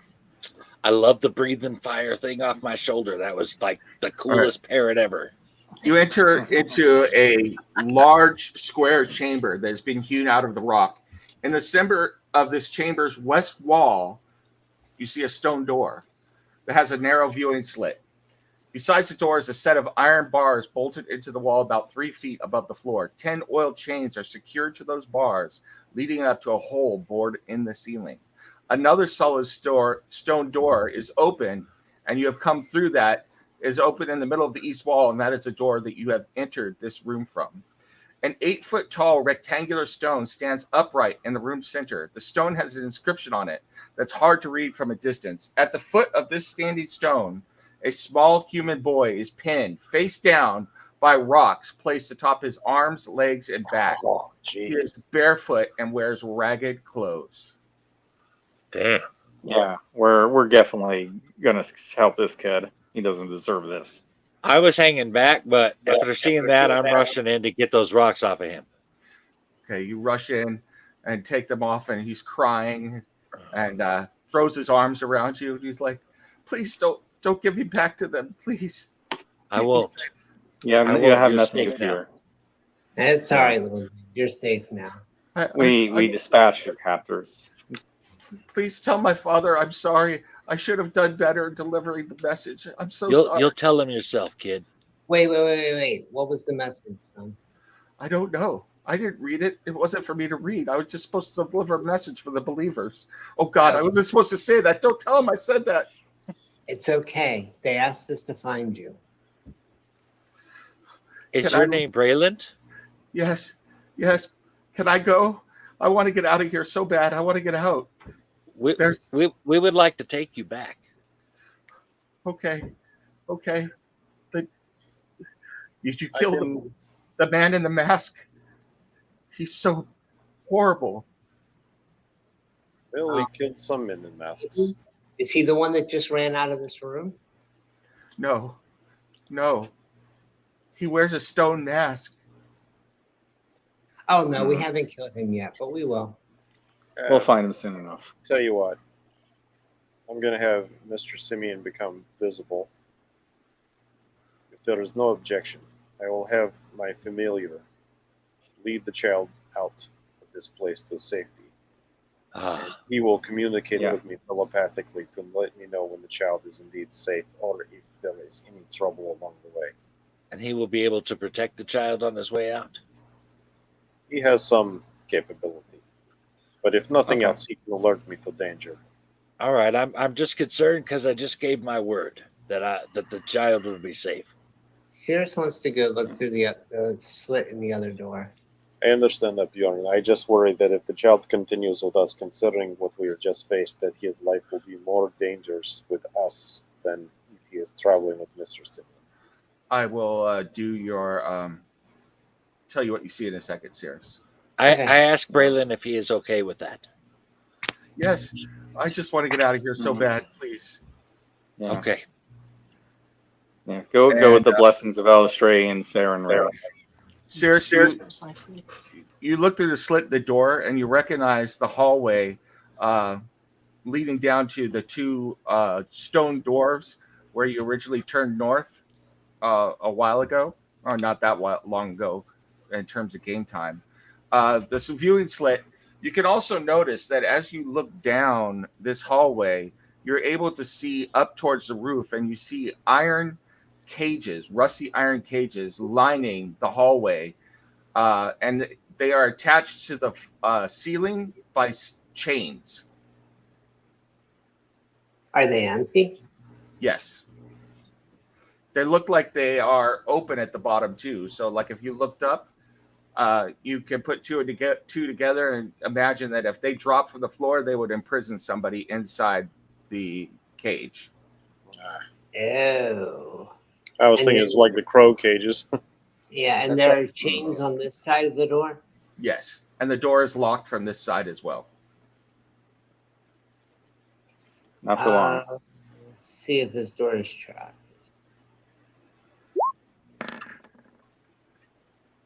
17. Looks clear. That's my standard answer now, unless you find something. That's a very DM answer. It looks so clear. 23 to unlock it. All right, you are able to unlock it, and nothing happens. So, What does it look? Where do these chains? These chains just lead into the ceiling. there on this side in this room, there is a long bar with a number of other bars attached to it, and each of those has a chain, and those chains go up into a hole bored in the ceiling of this room. Hey guys, I think this bar might drop. Hey, there's cages in that hallway we were in. I think this bar might drop them on people. That's a good trick. But in the meantime, you can go straight through here instead of having to go around the way we just came. This leads back into the hallway we were in. So you go ahead and open the door, and Yeah. Mr. Simeon can take Braylon through this door and out to the surface if you so wish. Is it just me, or like, okay, when we were on the outside of this, we were thinking that they had the place locked up because they were trying to keep something from coming out. But the further we get into this, it seems like maybe somebody inside is trying to keep somebody from coming in. I just think they're up to all kinds of sneaky business down here, and they're trying. Yeah, definitely looks that way. They're trying to keep us out. Trying to keep the believers out. Hey guys, I'll be right back. I'm gonna go get something to drink real quick. Go ahead and talk amongst yourselves. I'll be right back. So yeah, I guess the next thing to do is check out that door to the east. Well, we could also go back and check the door to the south. I will recover my chalice from Bjorn. Yep. All right, but I want to try drinking some ale out of that later. Agreed. It will not have same effect. I think the effect will be ale effect. Oh. It's only special once per day. You say that to Bjorn like it's a bad thing. This is true. It'll only have ale effect. Only ale effect is good day for Bjorn. okay. Yes. So, real quick, I'm going to say, I just want to put this to the group and let you guys decide because I know it is coming up on 11 your time. You always are almost done with this whole area. However, almost half an hour. there is at least one more big encounter left. I say that because we're 20 minutes from 8, my time. So, I want you guys to decide what you want to do. I didn't want to give stuff away, but at the same time, I didn't want you guys to get in the middle of something and then it's like, you know what I'm saying? So Yeah. I would rather stop now than have to quit in the middle of battle. Yeah, and I agree. And Yeah. the large encounters take a while. So yeah, and I know that other people have work and stuff tomorrow. So yeah. you know, I got work after this. yeah. So I got an interview tomorrow morning. So yeah, I really didn't want to ruin it that way out of character. Yeah. But at the same time, Bjorn said or Mike said, I don't want to get in the middle of it and be like where you guys are like, oh, I need to go or something like that. So, I think this is a good stopping point right now if you guys are so inclined. So we can do a rest in the meantime. Hey man, without him spoil things, just like tell us, like I recommend this is a good stopping point. We'll dope it out from there. Yeah. Well, I'm not gonna tell you where or when, but I do know that if we kept going from here, you would not being Tom Holland. Yes. So I think this is a good stopping point from here. See, I just said that. So Okay. Short rest sounds good. So what I could do is we could pick up next time from whatever you guys decide to do. So if you decide to rest, we'll deal with the whatever those repercussions are from resting and everything. Let me ask a quick question. Yep. In the room we were just in, are those doors lockable? the doors from the room that you The were doors just were in the room to the east. Absolutely. Okay. Absolutely. What if we lock the doors and rest? You could absolutely lock the doors. Short rest will give me my warlock spell slots right back. Good answer, man. Yeah, All and right. that'll give me my Hexblade curse as well. I will lock the doors right now because they lock from this side. So you could close them and lock them. Yeah. And I will put you all. So you want to go in this room where you just toasted a bunch of people, right? Yeah. So let me put you all in there. Or you could put yourselves in there.